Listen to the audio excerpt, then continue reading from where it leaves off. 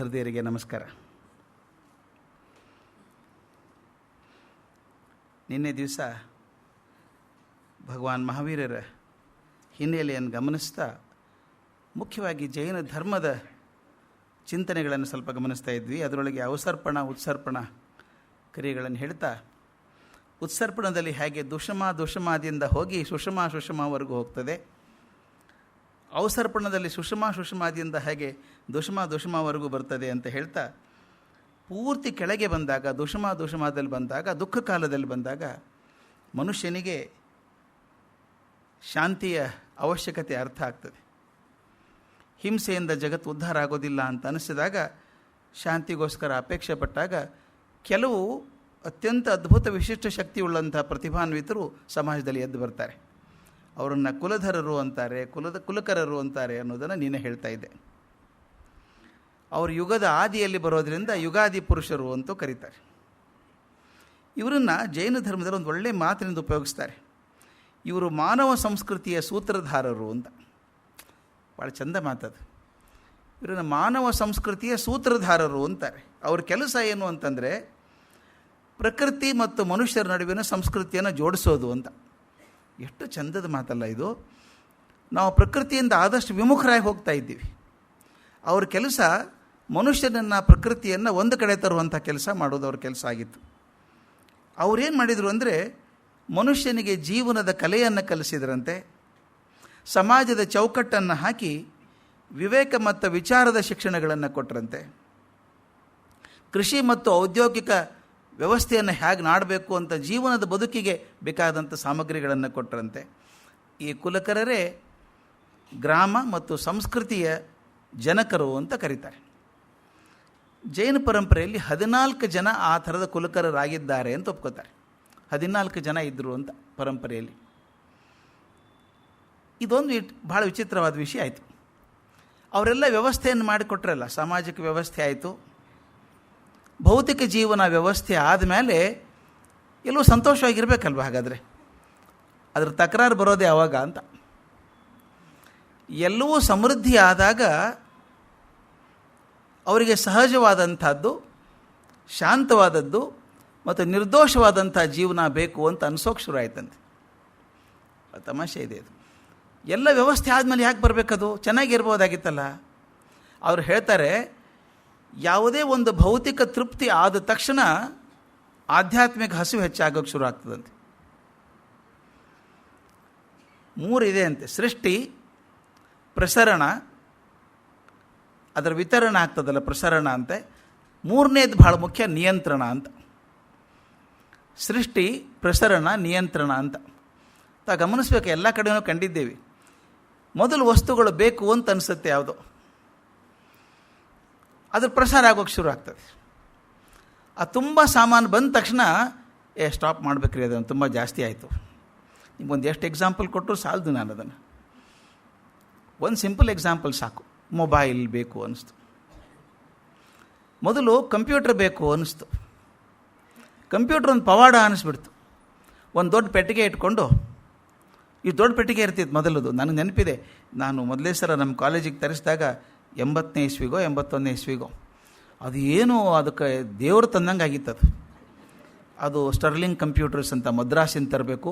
ಆತ ಮೊದಲು ನಾವು ಎಲ್ಲಿ ಇಡ್ತೀವಿ ಅಂತ ತಪಾಸ್ ಮಾಡೋಕೆ ಬಂದಿದ್ದ ಅವನು. ಅದು AC ಹಾಕಿದ್ದೀರಾ ನೀವು? AC ಹಾಕಿದ್ರೆ ಹಾಳಾಗಿ ಹೋಗ್ತದೆ. ಇರೋದೇ 3 ಮಷಿನ್. ಅದು ತಂದು AC ಹಾಕಬೇಕು, ಗ್ಲಾಸ್ ಪಾರ್ಟಿಷನ್ ಹಾಕಬೇಕು, ಚಪ್ಪಲಿ ಎಲ್ಲ ಹೊರಗೆ ಬಿಡಬೇಕು. ಎಷ್ಟೆಷ್ಟು ಕಾಳಜಿ ಅದಕ್ಕೆ. ಎಲ್ಲ PC ಅದು, ಇದು ಕೂಡ ಅಲ್ಲ ಅದು. ಆ ತಂದಾಗ 3 ದಿವಸ ನಾವು ಪೂಜೆ ಕೂಡ ಮಾಡೋಂಗಿಲ್ಲ ರೀ ಒಳಗಡೆ, ಯಾಕಂದರೆ ಅದು ಮಷೀನು ಹಾಳಾಗಿ ಹೋಗ್ತದೆ. ಇಷ್ಟು ನಾಜೂಕಾದರೆ ಕಾಪಾಡೋದು ಹೆಂಗೆ ಅಂತ ನನ್ನ ಚಿಂತೆ ಇತ್ತು. ಇವತ್ತು ಲ್ಯಾಪ್ಟಾಪ್ಗಳನ್ನು ಹಿಡ್ಕೊಂಡು ಅಡ್ಡಾಡೋದು ನೋಡಿದರೆ ಆ ಕನ್ಸ್ಟ್ರಕ್ಷನ್ ಸೈಟಲ್ಲೇ ಕೆಲಸ ಮಾಡ್ತಿರ್ತಾರೆ, ಏನೇನೂ ಆಗಲ್ಲ ಅದಕ್ಕೆ. ಅವು ಗಟ್ಟಿಯಾಗಿಬಿಟ್ಟಿದ್ದಾವೆ. ಆ ದೊಡ್ಡ ಬಾಕ್ಸ್ ಹೋಯಿತು, ಸಣ್ಣ ಬಾಕ್ಸ್ ಬಂತು, ಈಗ ಫ್ಲ್ಯಾಟ್ ಸ್ಕ್ರೀನ್ ಬಂತು, ಲ್ಯಾಪ್ಟಾಪ್ ಬಂತು, ಟೇಬಲ್ ಟ್ಯಾಬ್ ಅಂತ ಬಂತು. ಏನು ಖುಷಿ ಆಯಿತು ಮನುಷ್ಯನಿಗೆ ಅಂದರೆ ಎಷ್ಟು ಸುಲಭ ಆಯ್ತಲ್ಲ ಕೆಲಸ ಅಂತ ನೋಡಿ. ಸೃಷ್ಟಿ ಆಯಿತು ಮೊದಲು, ಅದರ ಪ್ರಸರಣ ಶುರು ಆಯಿತು, ಹಂಚೋದು ಶುರು ಆಯಿತು, ಜಗತ್ತಿಗೆಲ್ಲ ಬೇಕು ಅನ್ನಿಸ್ತು, ಎಲ್ಲರೂ ತೊಗೊಂಡ್ರು. ಈಗ ಪ್ರತಿಯೊಬ್ಬರ ಕೈಯಲ್ಲಿ ಕಂಪ್ಯೂಟರ್ ಇದೆಯಲ್ಲ ನಮ್ಮಲ್ಲಿ. ಈ ಮೊಬೈಲ್ ಫೋನ್ ಅಂದರೆ ಕಂಪ್ಯೂಟರ್ ತಾನೇ, ಅದು ಸಣ್ಣ ಕಂಪ್ಯೂಟರ್, ಅದು ಪ್ರತಿಯೊಬ್ಬರ ಕೈಯಲ್ಲಿದೆ. ಈಗ ಚಿಂತೆ ಏನು ಶುರು ಆಗಿದೆ ಹೇಳಿ? ಈ ಮೊಬೈಲ್ ಬಿಡಿಸೋದು ಹೆಂಗೆ? ಅಲ್ವಾ? ಈ ಕಂಪ್ಯೂಟರ್ ಚಟ ಬಂದಾಗಿನಿಂದ ಹುಡುಗರು ಎಕ್ಸಸೈಸ್ ಮಾಡೋದನ್ನು ಬಿಟ್ಬಿಟ್ಟಿದ್ದಾರೆ. ಕಂಪ್ಯೂಟರ್ ಬಂದು ಕೂತ್ಕೊಂಡ್ರೆ ಹೆಂಡತಿ ಕೂಡ ಬೇಕಾಗಿಲ್ಲ. ಕೂತ್ಕೊಂಡು ಹೊಟ್ಟೆ ಬರ್ತಾ ಇದೆ, ಆರೋಗ್ಯ ಕೆಡ್ತಾ ಇದೆ, BP ಬರ್ತಾ ಇದೆ. ಅದಕ್ಕೆ ಈಗೇನು ಮಾಡಬೇಕು? ಕಂಪ್ಯೂಟರ್ ಸಾಕಪ್ಪ, ಇನ್ನು ಬಿಡು, ಬಂದು ಮಾಡೋದನ್ನು. ಎಷ್ಟು ಚೆಂದ ಇದೆ ನೋಡಿ. ಅದು ಅವಶ್ಯಕತೆ ಬೇಕು ಅಂದಾಗ ಸೃಷ್ಟಿ ಆಗ್ತದೆ ವಸ್ತುವಿಂದು, ಅದರ ಪ್ರಸರಣ ಶುರು ಆಗ್ತದೆ. ಎಷ್ಟು ಪ್ರಸರಣ ಹೆಚ್ಚಾಗ್ಬಿಡ್ತದೆ ಅಂದರೆ ಇದು ನಿಯಂತ್ರಣ ಮಾಡಬೇಕು ಅಂತ ಅನಿಸುತ್ತೆ. ಅಲ್ಲಿ ಹೇಳ್ತಾರೆ ಜೈನ ಧರ್ಮದಲ್ಲಿ, ಧರ್ಮದ ಅವಶ್ಯಕತೆ ಬರೋದೇ ಭೋಗದ ಉನ್ನತಿ ಆದಾಗ. ಭೋಗ ಯಾವಾಗ ಹೆಚ್ಚಿಗೆ ಆಗೋಕ್ಕೆ ಶುರು ಆಯಿತೋ ಅದರ ನಿಯಂತ್ರಣ ಮಾಡಬೇಕಾಗ್ತದೆ. ಅದರ ನಿಯಂತ್ರಣ ಸಾಧ್ಯ ಆಗೋದು ಆಧ್ಯಾತ್ಮಿಕ ಶಕ್ತಿಯಿಂದ ಮಾತ್ರ ಅಂತ ತಿಳ್ಕೊಂಡಾಗ, ಕುಲಕರರ ನಂತರ 24 ಜನ ತೀರ್ಥಂಕರರು ಬಂದರು, 12 ಚಕ್ರವರ್ತಿಗಳು ಬಂದರು, 9 ಬಲಭದ್ರರು ಬಂದರು, 9 ನಾರಾಯಣರು ಬಂದರು, ಇನ್ನು 9 ಜನ ಪ್ರತಿನಾರಾಯಣರು. ಇವೆಲ್ಲ ಸ್ಥಾನಗಳು. ನಮ್ಮ ಹಿಂದೂ ಪರಂಪರೆಯಲ್ಲಿ ಹೇಗೆ ವರುಣ, ಇಂದ್ರ, ಅಗ್ನಿ ಅಂತೆಲ್ಲ ಹೇಳ್ತೀವೋ, ಅವರು ಒಂದು ಜವಾಬ್ದಾರಿ ಕೊಟ್ಟಿದ್ದೀವೋ, ಹಾಗೆ ಇಲ್ಲಿ ತೀರ್ಥಂಕರರು, 12 ಚಕ್ರವರ್ತಿಗಳು, ಬಲಭದ್ರರು, ನಾರಾಯಣರು, ಪ್ರತಿನಾರಾಯಣರು ಅಂತ ಅವರೆಲ್ಲರೂ ಒಟ್ಟು ಎಲ್ಲ ಸೇರಿ 63 ಜನ ಶಲಾಕಾ ಪುರುಷರು ಅಂತ ಅವ್ರ ಹೆಸರು. ಅವರ ಜೀವನದ ಧಾರ್ಮಿಕ ವಿಧಿಯನ್ನು ನಿರ್ಧಾರ ಮಾಡುವಂಥವ್ರು 63 ಜನ. ಅವರು 63 ಜನ ಜನ್ಮ ತಾಳ್ತಾರೆ ಅಂತ ವ್ಯವಸ್ಥೆ. ಇವರೆಲ್ಲ ಸೇರಿ ಮನುಷ್ಯನ ವೈಯಕ್ತಿಕವಾದಂಥದ್ದು ಹಾಗೂ ಸಾಮಾಜಿಕ ಆಧ್ಯಾತ್ಮಿಕ ಹಸಿವನ್ನು ಹಿಂಗಿಸೋದಕ್ಕೆ ಪ್ರಯತ್ನ ಮಾಡ್ತಾರೆ ಈ 63 ಜನ ಅಂತ. ಹಾಗಾದ್ರೆ ಎಷ್ಟು ಜನ ತೀರ್ಥಂಕರಿದ್ದಿದ್ದಾರು? ನಾವು ಸಾಮಾನ್ಯವಾಗಿ 24 ಜನ ಅಂತೀವಿ ಅಲ್ವಾ? ಆದರೆ ಈ ಕಾಲ ಇದೆಯಲ್ಲ, ಭೂತಕಾಲ, ಅತೀತವಾದಂಥ ಅನಂತವಾದಂಥ ಕಾಲ. ಅದು ಎಷ್ಟು ವರ್ಷ ಹಿಂದೆ ಇತ್ತು ಅಂತ ಹೇಳೋಕ್ಕಾಗಲ್ಲ. ಅತೀತವಾದ ಅನಂತ ಕಾಲದಲ್ಲಿ ಅನಂತ ಸಂಖ್ಯೆಯ ತೀರ್ಥಂಕರರಾಗಿ ಹೋಗಿದ್ದಾರೆ. 24 ಅಲ್ಲ, ಅನಂತ ಸಂಖ್ಯೆ, ಕೌಂಟ್ ಮಾಡೋಕ್ಕೆ ಸಾಧ್ಯ ಇಲ್ಲ, ಅಷ್ಟು ಜನ ತೀರ್ಥಂಕರರಾಗಿ ಹೋಗಿದ್ದಾರಂತೆ. ಆದರೆ ಪ್ರತಿಯೊಂದು ಕಲ್ಪದಲ್ಲಿ 24 ಜನ ಇರ್ತಾರೆ. ಈಗ ನಾವಿರೋ ಕಲ್ಪದಲ್ಲಿ 24 ಜನ ತೀರ್ಥಂಕರಿರ್ತಾರೆ. ಸಾಮಾನ್ಯವಾಗಿ ಕಲ್ಪನೆ ಜನರಿಗೆ 24 ತೀರ್ಥಂಕರಿರೋದು ಅಂತ ಹಾಗಲ್ಲ. ಒಂದು ಕಲ್ಪದಲ್ಲಿ 24 ಜನ, ಮತ್ತೊಂದು ಕಲ್ಪದಲ್ಲಿ ಮತ್ತೆ 24 ಜನ ಬರ್ತಾರೆ. 24 ಕೊನೆ ನಂಬರ್ ಅದು. ಹಾಗಾಗಿರುವಾಗ ನಮ್ಮ ಕಲ್ಪದಲ್ಲಿ, ನಾವಿರುವಂಥ ಕಾಲದಲ್ಲಿ, ನಾವು ಕಲಿಕಾಲ ಅಂತ ಏನಂತೀವೋ, ಈ ಕಲ್ಪದಲ್ಲಿ 24ನೇ ಇರೋರ್ದು, ಅದು 24ನೇವರೇ ಮಹಾವೀರರು. ಈ 24 ಜನರ ಭಿನ್ನತೆ ಏನಿದೆ ಹಾಗಾದರೆ? ಎಲ್ಲರೂ ಬೇರೆ ಬೇರೆನಾ, ಒಂದೇ ಥರನಾ ಅಂತ. ಇದಕ್ಕೊಬ್ಬ ದೊಡ್ಡ ದಾರ್ಶನಿಕರು, ಜರ್ಮನ್ ಫಿಲಾಸಫರ್, ಭಾಳ ಚೆಂದ ಬರೆದಿದ್ದಾರೆ. ನೀವು ಜೈನ ತೀರ್ಥಂಕರ ಮೂರ್ತಿಗಳನ್ನು ನೋಡಿರ್ಬೋದು. ಯಾವುದಾದ್ರೂ ಜೈನ ದೇವಸ್ಥಾನಕ್ಕೆ ಹೋದರೆ ಅಥವಾ ಎಲ್ಲಾದರೂ ಹೋದರೆ 24 ತೀರ್ಥಂಕರ ಮೂರ್ತಿಗಳನ್ನು ಇಟ್ಟಿರ್ತಾರೆ. ಸ್ವಲ್ಪ ಕೇರ್ಫುಲ್ಲಾಗಿ ನೋಡಿ ಅದನ್ನು. ಎಲ್ಲ ಒಂದೇ ಥರನೇ, ಎಲ್ಲ ಒಂದೇ ಥರನೇ. ಇದು ಏನು ಹೇಳುತ್ತೆ? ಎರಡನ್ನು ಗಮನಿಸಬೇಕಾದದ್ದು. 23ನೇ ತೀರ್ಥಂಕರರು ಏನಿದ್ದಾರೆ, ಪಾರ್ಶ್ವನಾಥರು, ಅವ್ರ ತಲೆ ಮೇಲೆ ಮಾತ್ರ ಒಂದು ಹಾವಿನ ಹೆಡೆ ಇದೆ, ಸಿಂಬಾಲಿಕಾಗಿ ತೋರಿಸ್ತಾರೆ. ಅದನ್ನು ಬಿಟ್ಟರೆ ಎಲ್ಲ 24 ತೀರ್ಥಂಕರರು ಒಂದೇ ಪೋಸ್, ಹಾಗೆ ಕೂತಿದ್ದಾರೆ, ಧ್ಯಾನ ಮುದ್ರೆಯಲ್ಲಿ ಕೂತಿದ್ದಾರೆ. ಇದರ ಅರ್ಥ ಎಲ್ಲರೂ ಒಂದೇ ಥರ ಇದ್ದರು ನೋಡೋದಕ್ಕೆ ಅಂತಲ್ಲ. ಆಧ್ಯಾತ್ಮಿಕ ಸತ್ಯವನ್ನು ಹೇಗೆ ಹೇಳೋದು ಜನಕ್ಕೆ? ಎಲ್ಲರೂ ಒಂದೇ ಆಧ್ಯಾತ್ಮಿಕವನ್ನು ಮುಟ್ಟಿದ್ರು ಅಂತ ತಿಳಿಸೋದು ಹೇಗೆ? ಅನಂತ ಕಾಲದಿಂದ ಇದ್ದಂಥವರು, ಈ ಕಲ್ಪದಲ್ಲಿದ್ದಂಥವರು, ಅವರೆಲ್ಲ ಹೇಗಿದ್ದರು ಅಂತ ಗೊತ್ತಿಲ್ಲ ನಮಗೆ. ಅವರೆಲ್ಲರೂ ಒಂದೇ ಆಧ್ಯಾತ್ಮಿಕ ಚರ್ಮ ಸೀಮೆಯನ್ನು ಮುಟ್ಟಿದ್ರು ಅಂತ ಹೇಳಬೇಕಾದ್ರೆ ಎಲ್ರಿಗೂ ಒಂದೇ ಆಕಾರ ತೋರಿಸ್ಬೇಕು. ಒಂದೇ ಆಕಾರ ತೋರಿಸೋದೇನೆಂದರೆ ಎಲ್ಲರೂ ಆಧ್ಯಾತ್ಮಿಕವಾಗಿ ಅದೇ ಮಟ್ಟವನ್ನು ಮುಟ್ಟಿದ್ರು ಅಂತ. ಮತ್ತು ಎಲ್ಲರದ್ದು ಒಂದು ವಿಗ್ರಹ ನೋಡಿದಾಗ ನಿಮಗೆ ಅನಿಸುತ್ತೆ, ಕಿವಿ ತುಂಬ ಉದ್ದವಾದದ್ದು. ತಾವು ಗಮನಿಸಿದ್ದೀರಿಲ್ಲ ಗೊತ್ತಿಲ್ಲ, ಮೂರ್ತಿ ನೋಡಿದಾಗ ಆ ಕಿವಿ ತುದಿ, ಈ ಹಾಲೆ ಅಂತಂತೀವಲ್ಲ, ಅದು ಭುಜ ಮುಟ್ಟತ್ತೆ. ಇದರ ಅರ್ಥ ಏನು ಅಂದರೆ, ಆ 24 ಜನ ಜಾಸ್ತಿ ಮಾತಾಡೋರಲ್ಲ, ಕೇಳಿಸ್ಕೊಳ್ಳೋರು. ಶ್ರವಣ ಕೇಳಿಸಿಕೊಳ್ಳುವಂಥದ್ದು ಅವರ ವಿಧಿಯಾಗಿತ್ತು. ಅವರು ಕೇಳಿಸಿಕೊಂಡು ಸಮಾಜದ ದುಃಖವನ್ನು ಅರಿತುಕೊಂಡು ಅವರು ಬೇಕಾದಂಥ ಪರಿಹಾರಗಳನ್ನು ಕೊಡ್ತಾಯಿದ್ರು. ಅವರೆಲ್ಲರೂ ಒಂದೇ ಆಧ್ಯಾತ್ಮಿಕ ಚಿಂತನೆಯನ್ನು ಮಾಡಿದವರು, ಆ ಮಟ್ಟ ಮುಟ್ಟಿದವರು ಅನ್ನೋದಕ್ಕೋಸ್ಕರ ಮೂರ್ತಿಗಳನ್ನೆಲ್ಲ ಒಂದೇ ಥರ ಮಾಡಿಟ್ಟಿದ್ದಾರೆ ಅಂತ. ಆ ತೀರ್ಥಂಕರ ನಡುವೆ ಭೇದ ಇರಲಿಲ್ಲ. ಆದರೆ ಪ್ರತಿಯೊಬ್ಬ ತೀರ್ಥಂಕರರು ತಮ್ಮ ತಮ್ಮ ಜೀವಿತ ಅವಧಿಯಲ್ಲಿ ನಮ್ಮ ಸುತ್ತಮುತ್ತಲಿನ ಪರಿಸರವನ್ನು ಗಮನಿಸಿ, ಅಲ್ಲಿರುವಂಥ ವ್ಯಕ್ತಿಗಳ ಶಕ್ತಿ ಸಾಮರ್ಥ್ಯಗಳನ್ನು ಗಮನಿಸಿ, ಅವರ ಅವಶ್ಯಕತೆಗಳನ್ನು ಗಮನಿಸಿ, ಆ ಕಾಲಕ್ಕೆ ಏನು ಬೇಕೋ ಆ ಧರ್ಮದ ಪ್ರಚಾರ ಮಾಡ್ತಾಯಿದ್ರು. ಕಾಲಕ್ಕೆ ಧರ್ಮದ ಪ್ರಚಾರದ ವಿಧಿ ಬೇರೆ ಆಗಿರಬಹುದು, ಅದರ ಮೂಲ ತತ್ವ ಒಂದೇ ಆಗಿರ್ತಿತ್ತು ಅನ್ನೋದು ಮುಖ್ಯ. ಭಾಳ ಚೆಂದ ಹೇಳ್ತಾರೆ. ಮೂಲ ತತ್ವ ಬದಲಾಗಲಿಲ್ಲ, ಆದರೆ ಹೇಳುವಂಥ ರೀತಿ ಬೇರೆ ಆಯಿತು. ಯಾಕಂದರೆ ಆಗಿರುವಂಥ ಪರಿಸರ ಆಗಲಿ, ಆ ಜನರ ಶಕ್ತಿ ಆಗಲಿ, ಅವರ ಅವಶ್ಯಕತೆಯನ್ನಾಗಿ ನೋಡಿಕೊಂಡು ಧರ್ಮ ಪ್ರಚಾರ ಮಾಡ್ತಾಯಿದ್ರು ಅಂತ. ಅದಕ್ಕೊಂದು ಭಾಳ ಚಂದ ಉಪಮೆ ಕೊಡ್ತಾರೆ ಅದಕ್ಕೆ ಜೈನ ಸಾಹಿತ್ಯದಲ್ಲಿ. ಈ ನದಿಯಲ್ಲಿ ಸ್ನಾನ ಘಟ್ಟಗಳನ್ನು ಕಟ್ತಾರೆ. ಸ್ನಾನ ಮಾಡೋದಕ್ಕೆ ಅನುಕೂಲ ಆಗಲಿ ಅಂತ ಘಟ್ಟ ಕಟ್ಟಿರ್ತಾರೆ. ಕಟ್ಟಿ ಸ್ವಲ್ಪ ವರ್ಷ ಆದಮೇಲೆ ನೀರು ಹರಿದು ಪ್ರವಾಹ ಜಾಸ್ತಿ ಬಂದಾಗ ಘಟ್ಟದ ದಾಟಿ ಬಂದುಬಿಡುತ್ತದೆ, ನೀರು ಮತ್ತೆ ಕೆಳಗೆ ಹೋಗ್ತದೆ. ನೀರಿಗೊಂದು ಕೊರೆಯೋ ಅಭ್ಯಾಸ ಇದೆ. ಸ್ವಲ್ಪ ಜಾಗ ಸಿಕ್ಕರೆ ಸಾಕು ನುಗ್ಗಿಬಿಡ್ತದೆ. ಆ ಕೊರಕಲ್ಲಿ ಕೃಷ್ಟಿ ಮಾಡಿ ಒಂದು 10-20 ವರ್ಷ ಆಗೋ ಹೊತ್ತಿಗೆ ಆ ಸ್ನಾನ ಘಟ್ಟದ ಕಲ್ಲುಗಳು ಶಿಥಿಲ ಆಗಿ ಸಡ್ಲಾಗಿ ಬಿದ್ದು ಹೋಗ್ಬೋದು, ಒಂದು ಕಡೆಗೆ ಹಾಳಾಗಿ ಹೋಗ್ತದೆ. ಆಗೇನು ಮಾಡ್ತಾರೆ, ಅವರು ಸುಧಾರಕರು ಬರ್ತಾರೆ, ಅದನ್ನು ಸರಿ ಮಾಡಬೇಕು ಅಂತಾರೆ. ಹೇಗೂ ಕಟ್ತಾ ಇದ್ದೀವಿ, ಸ್ವಲ್ಪ ಚೆನ್ನಾಗೇ ಕಟ್ಟೋಣ್ರಿ, ದಯವಿಟ್ಟು ನೋಡಿ, ಹೇಗೂ ಕಟ್ತಾ ಇದ್ದೀವಲ್ಲ, ಸೌಲಭ್ಯ ಇರಲಿಲ್ಲ ಮೊದಲು, ಸ್ವಲ್ಪ ಸಪ್ರೇಟ್ ಮಾಡಿ, ಒಂದು ಸ್ವಲ್ಪ ಜಾಗ ಮಾಡಿ, ಹೀಗೆ ಮಾಡಿ, ಕೂತ್ಕೊಳ್ಳೋಕೆ ಅವಕಾಶ ಆಗಲಿ ಬಂದವರಿಗೆ. ಸ್ನಾನಘಟ್ಟ ರೂಪರೇಷೆ ಬದಲಾಗಬಹುದು, ಸೌಲಭ್ಯಗಳು ಹೆಚ್ಚು ಕಡಿಮೆ ಆಗಬಹುದು, ಅದರ ಮೂಲ ಉದ್ದೇಶ ಒಂದೇ, ಬಂದವರಿಗೆ ಅನುಕೂಲ ಆಗಲಿ ಸ್ನಾನ ಮಾಡೋದಕ್ಕೆ ಅಂತ. ಅದನ್ನೇ ಚೆಂದ ಕೊಡ್ತಾರೆ. ತೀರ್ಥಂಕರರ ಹೇಳುವ ವಿಧಾನಗಳು ಬೇರೆ ಆಗಿರಬಹುದು, ಹೊರಗಿನ ಕ್ರಿಯೆಗಳು ಬೇರೆ ಆಗಿರಬಹುದು, ಅದರ ಮೂಲ ಉದ್ದೇಶ ಒಂದೇ ಆಗಿತ್ತು ಅಂತ. ಈ ತೀರ್ಥಂಕರ ಅನ್ನೋ ಪದ ಇದೆಯಲ್ಲ, ಅದ್ಭುತವಾದ ಪದ ಅದು. ಇದು ತೀರ್ಥ ಅನ್ನುವಂಥ ಉಪಪದದಿಂದ ಬಂದಂಥದ್ದು ಪದ ತೀರ್ಥಂಕರ ಅಂತ. ತೀರ್ಥಂಕರ ಅಂದರೆ ಏನು ಅಂತ ಅವರು ಜೈನ ಸಾಹಿತ್ಯದಲ್ಲಿ ಶಬ್ದಕಲ್ಪದ್ರುಮ ಅಂತ ಇದೆ. ಆ ಕಲ್ಪದ್ರುಮಕ್ಕೆ ಸರಿಯಾಗಿ ತರತಿ ಪಾಪಾದಿಕಂ ಯಸ್ಮಾತ್ ಇತಿ ತೀರ್ಥಂ ಅಂತ ಹೇಳ್ತಾರೆ, ಅಥವಾ ತರಸಿ ಸಂಸಾರ ಮಹಾರ್ಣವಂ ಏನ ತತ್ ತೀರ್ಥಂ ಅಂತ. ಅರ್ಥ ಇಷ್ಟೇ, ಸಂಸಾರ ಸಮುದ್ರದ ಪಾಪಗಳನ್ನು ಯಾರ ಮೂಲಕ ದಾಟಬಹುದೋ ಅಂಥವರು ತೀರ್ಥರು ಅಂತ.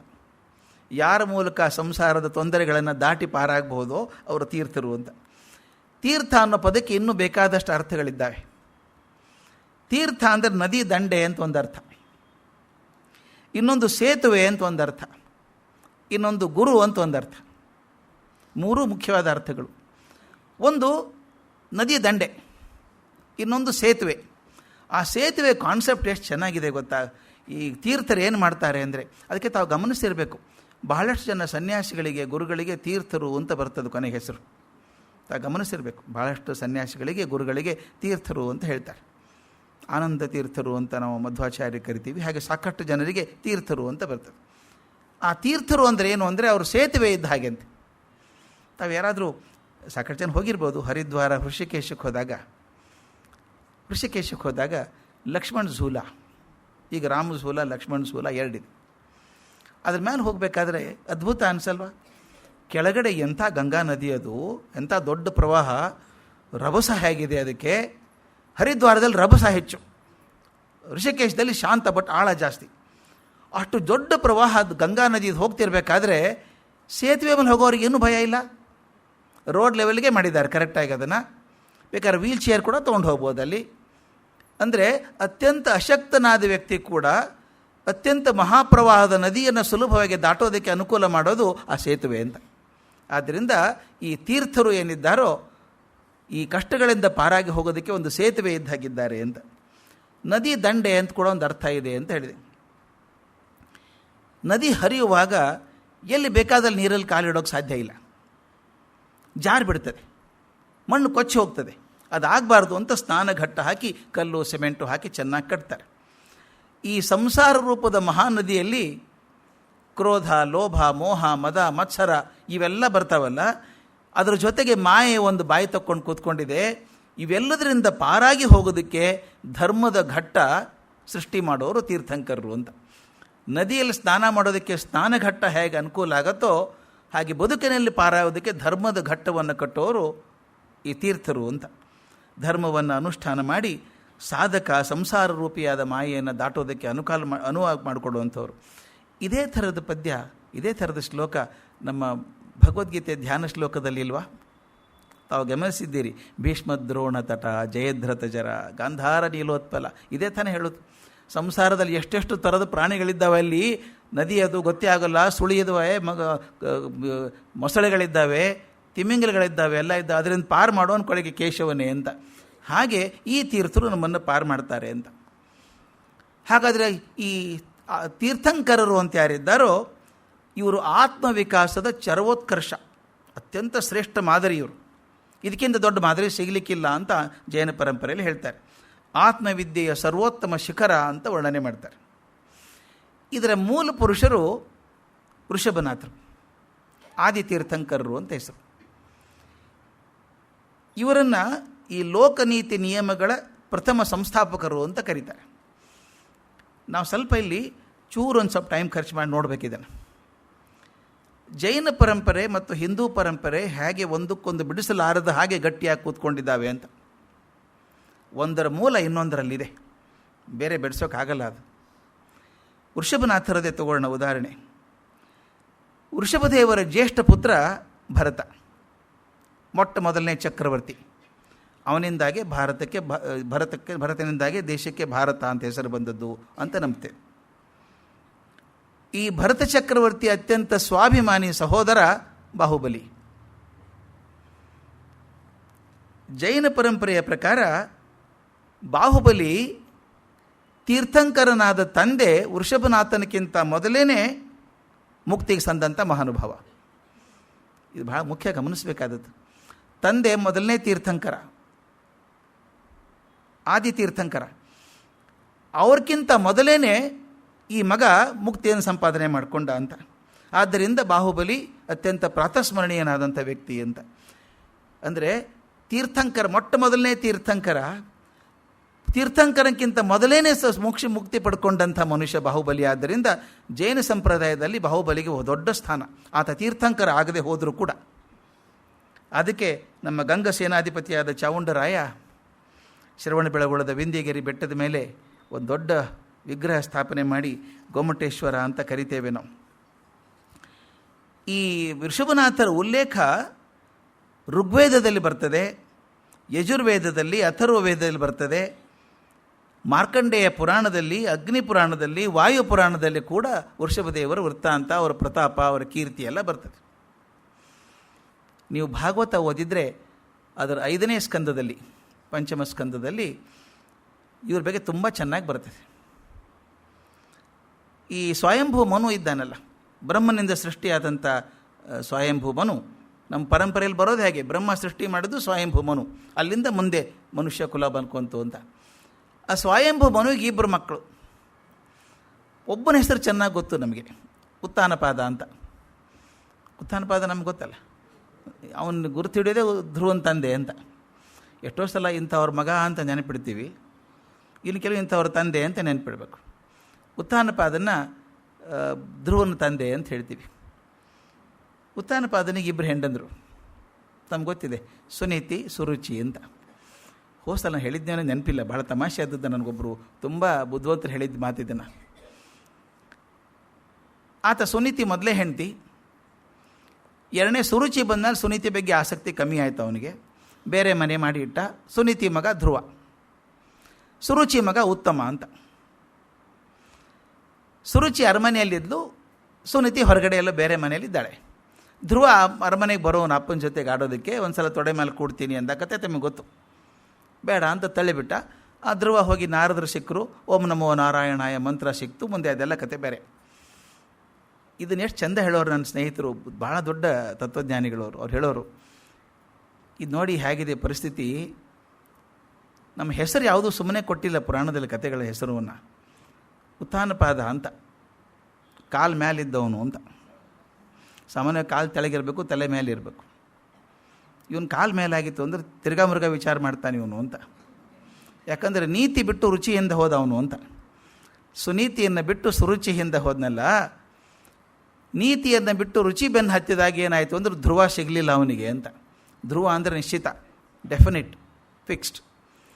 ಅವನಿಗೆ ನಿತ್ಯ ಜ್ಞಾನ ಯಾಕೆ ಸಿಗಲಿಲ್ಲ ಅಂದರೆ ಅದು ಇವತ್ತಿಗೂ ಉಪಯೋಗ ಆಗುವಂಥದ್ದು ಮಾತದು. ನೀತಿ ಮತ್ತು ರುಚಿಗಳ ನಡುವೆ ಜಿಜ್ಞಾಸೆ ಬಂದಾಗ ನೀತಿಯನ್ನು ಆಯ್ದುಕೊಳ್ಬೇಕೇ ವಿನಃ ರುಚಿಯಿಂದ ಹೋಗಬಾರ್ದು ಅಂತ. ಅದಕ್ಕೆ ಅವನು ರುಚಿಯಿಂದ ಹೋದಿದ್ದರಿಂದ ಉತ್ಥಾನಪಾದ ಆದ ಅಂತ. ಉತ್ಥಾನಪಾದನ ತಮ್ಮ ಅಂದರೆ ಸ್ವಯಂಭೂ ಮನುವಿನ 2ನೇ ಮಗ ಪ್ರಿಯವ್ರತ ಅಂತ ಅವನ ಹೆಸರು. ಭಾಳ ಚಂದದ ಕಥೆ ಇದು, ಪ್ರಿಯವ್ರತ ಅಂತ. ಆ ಪ್ರಿಯವ್ರತನಿಗೆ 3 ಜನ ಮಕ್ಕಳು.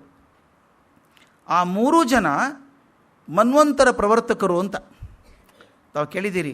ಮನು ಅಂತೇನಿದ್ದ ಕೇಳಿದ್ದೀರಿ? ಮನು, ಅವನಿಂದ ಮಾನವಕುಲ ಅಂತ ಬಂತಲ್ಲ, ಅವನು ಹೇಗೆ ಮನುಕುಲದ ಪ್ರವರ್ತಕ ಮನುಕಾದ್ನೋ ಹಾಗೆ ಪ್ರತಿಯೊಂದು ಕಾಲಮಾನದಲ್ಲಿ ಒಂದೊಂದು ಮನ್ವಂತರಕ್ಕೆ ಒಬ್ಬ ಪ್ರವರ್ತಕರು ಬರ್ತಾರೆ. ಹಾಗೆ ಈ ಪ್ರಿಯವ್ರತನ 3 ಮಕ್ಕಳು, ಒಬ್ಬ ಉತ್ತಮ, ತಾಪಸ ಮತ್ತು ರೈವತ ಅಂತ 3 ಜನ. ಈ 3 ಜನ 3, 4 ಹಾಗೂ 5ನೇ ಸಂವತ್ಸರದ ಸ್ಥಾಪಕರವರು. ನೋಡಿ ಎಷ್ಟು ದೊಡ್ಡ ಕೆಲಸ ಮಾಡಿದ್ರು ಅವರು. ಇವ್ರು ಮೊದಲೇ ಹೆಂಡತಿ ಮಕ್ಕಳು ಇವರು 3 ಜನ. ಇನ್ನೊಬ್ಬ ಹೆಂಡತಿಯಿಂದ 10 ಮಕ್ಕಳು ಅವನಿಗೆ, ಪ್ರಿಯವ್ರತನಿಗೆ. ಅದರಲ್ಲಿ ಮೊದಲನೇ ಮಗ, ಅವನ ಹೆಸರು ಅಗ್ನಿಧ್ರ ಅಂತ ಅವನ ಹೆಸರು. ಅವನಿಗೊಬ್ಬ ಮಗ, ಅವನ ಹಿರಿಯ ಮಗ ನಾಭಿ ಅಂತ. ಆ ನಾಭಿಯ ಮಗ ವೃಷಭ. ಈಗ ನಮಗೆ ಅರ್ಥ ಆಗುತ್ತೆ ಹೇಗೆ ಅಂತ. ಪ್ರಿಯವ್ರತ ಸ್ವಯಂಭೂ ಮನುವಿನ ಮಗ, ಪ್ರಿಯವ್ರತನ ಮಗ ಅಗ್ನಿಧ್ರ, ಅಗ್ನಿಧ್ರನ ಮಗ ನಾಭಿ. ನಾಭಿ ಅಂದರೆ ಮೊಮ್ಮಗ ಆದಂಗಾದ, ಸ್ವಯಂಭೂ ಮನುವಿನ ಮೊಮ್ಮಗ ಆದಂಗಾದ. ಅವನ ಮಗ ವೃಷಭ. ಅಂದರೆ ಸ್ವಯಂಭೂ ಮನುವಿಂದ 4ನೇ ತಲೆಮಾರು. ಈ ವೃಷಭನೇ ಆದಿತೀರ್ಥಂಕರ. ದಯವಿಟ್ಟು ಗಮನಿಸಿ, ನಮ್ಮ ಭಾಗವತದ ಮಾತಿದು. ಅಂದರೆ ಹಿಂದೂ ಧರ್ಮ ಜೈನ ಧರ್ಮ ಬೇರೆ ಆಗಲಿಲ್ಲ, ಒಂದೇ ಮೂಲದಿಂದ ಬಂದಂಥದ್ದು. ವೃಷಭನಾಥನನ್ನು ಗುರುತಿಸ್ತಾರೆ. ಈತ ಆದಿತೀರ್ಥಂಕರ, ಅವನ ಮಗ ಭರತ. ಭರತನ ಕಥೆ ನಿಮ್ಗೆ ಗೊತ್ತು ಮುಂದೆ ಏನಾಯಿತು ಅಂತ. ಅಲ್ಲಿ ಕಥೆಗಳು ಹೇಗೆ ಬರ್ತದೆ ಅಂದರೆ, ಅಲ್ಲಿ ಜೈನ ಧರ್ಮದಲ್ಲಿ ಒಂದೇ ಭಾಗ ಹೇಳ್ತಾರೆ. ಬಾಹುಬಲಿ ಭರತನ ಯುದ್ಧ ಆಯಿತು, ತಾವು ಕೇಳಿದ್ದೀರಿ ಅದನ್ನು. ಕೊನೆಗೆ ಬಾಹುಬಲಿ ಗೆದ್ದ. ಕೊನೆಗೆ ಏನು ಅಣ್ಣನಿಗೋಸ್ಕರ ಅಣ್ಣನ ಜೊತೆ ಯಾಕೆ ಯುದ್ಧ ಮಾಡಿದ್ದೆ ನಾನು ಅಂತ ಎಲ್ಲ ಬಿಟ್ಟು ಹೋದ ಅಂತ. ನಮ್ಮ ಭಾಗವತದಲ್ಲಿ ಬರೋ ಕಥೆ ಸ್ವಲ್ಪ ಬೇರೆ. ಆ ಭರತ ಇಷ್ಟೆಲ್ಲ ಸಾಮ್ರಾಜ್ಯ ಸ್ಥಾಪನೆ ಮಾಡಿ ಚಕ್ರವರ್ತಿ ಆದರೂ ಕೊನೆಗೆ ಇದು ಬೇಡ ನನಗೆ ಅಂತ ವಿರಾಗಿಯಾಗಿ ಹೋದ. ವಿರಾಗಿ ಹಾಗೆ ಯಾವುದೂ ಸಂಸಾರ ಬಂಧನ ಬೇಡ ಅಂತ ಕಾಡಿಗೆ ಹೋದವನು ಅಲ್ಲಿ ಒಂದು ಜಿಂಕೆ ಮರಿ ಹಾಕಿ ಸತ್ತೋಯ್ತು. ಆ ಜಿಂಕೆ ಮರಿಯನ್ನು ಸಾಕಿದ. ಜಗತ್ತನ್ನೇ ಬಿಟ್ಟವನಿಗೆ ಜಿಂಕೆ ಬಗ್ಗೆ ಮೋಹ ಬಂದ್ಬಿಡ್ತು. ಅದು ಕತೆ ನಮ್ಮಲ್ಲಿ ಹಿಂದೂ ಧರ್ಮದಲ್ಲಿ ಬರೋ ಕತೆ ಭಾಳ ಚೆನ್ನಾಗಿದೆ. ಅದು ಜಿಂಕೆ ಬಗ್ಗೆ ಚಿಂತೆ ಬಂದು ಅವನು ಸಾಯೋ ಹೊತ್ತಿಗೆ ಜಿಂಕೆ ಚಿಂತೆ ಮಾಡಿರೋದ್ರಿಂದ ಅವನು ಜಿಂಕೆ ಹಾಗೆ ಹುಟ್ಟಿದ ಮುಂದೆ ಅಂತ ಹಿಂಗೆ ಕತೆ ಬರ್ತದೆ.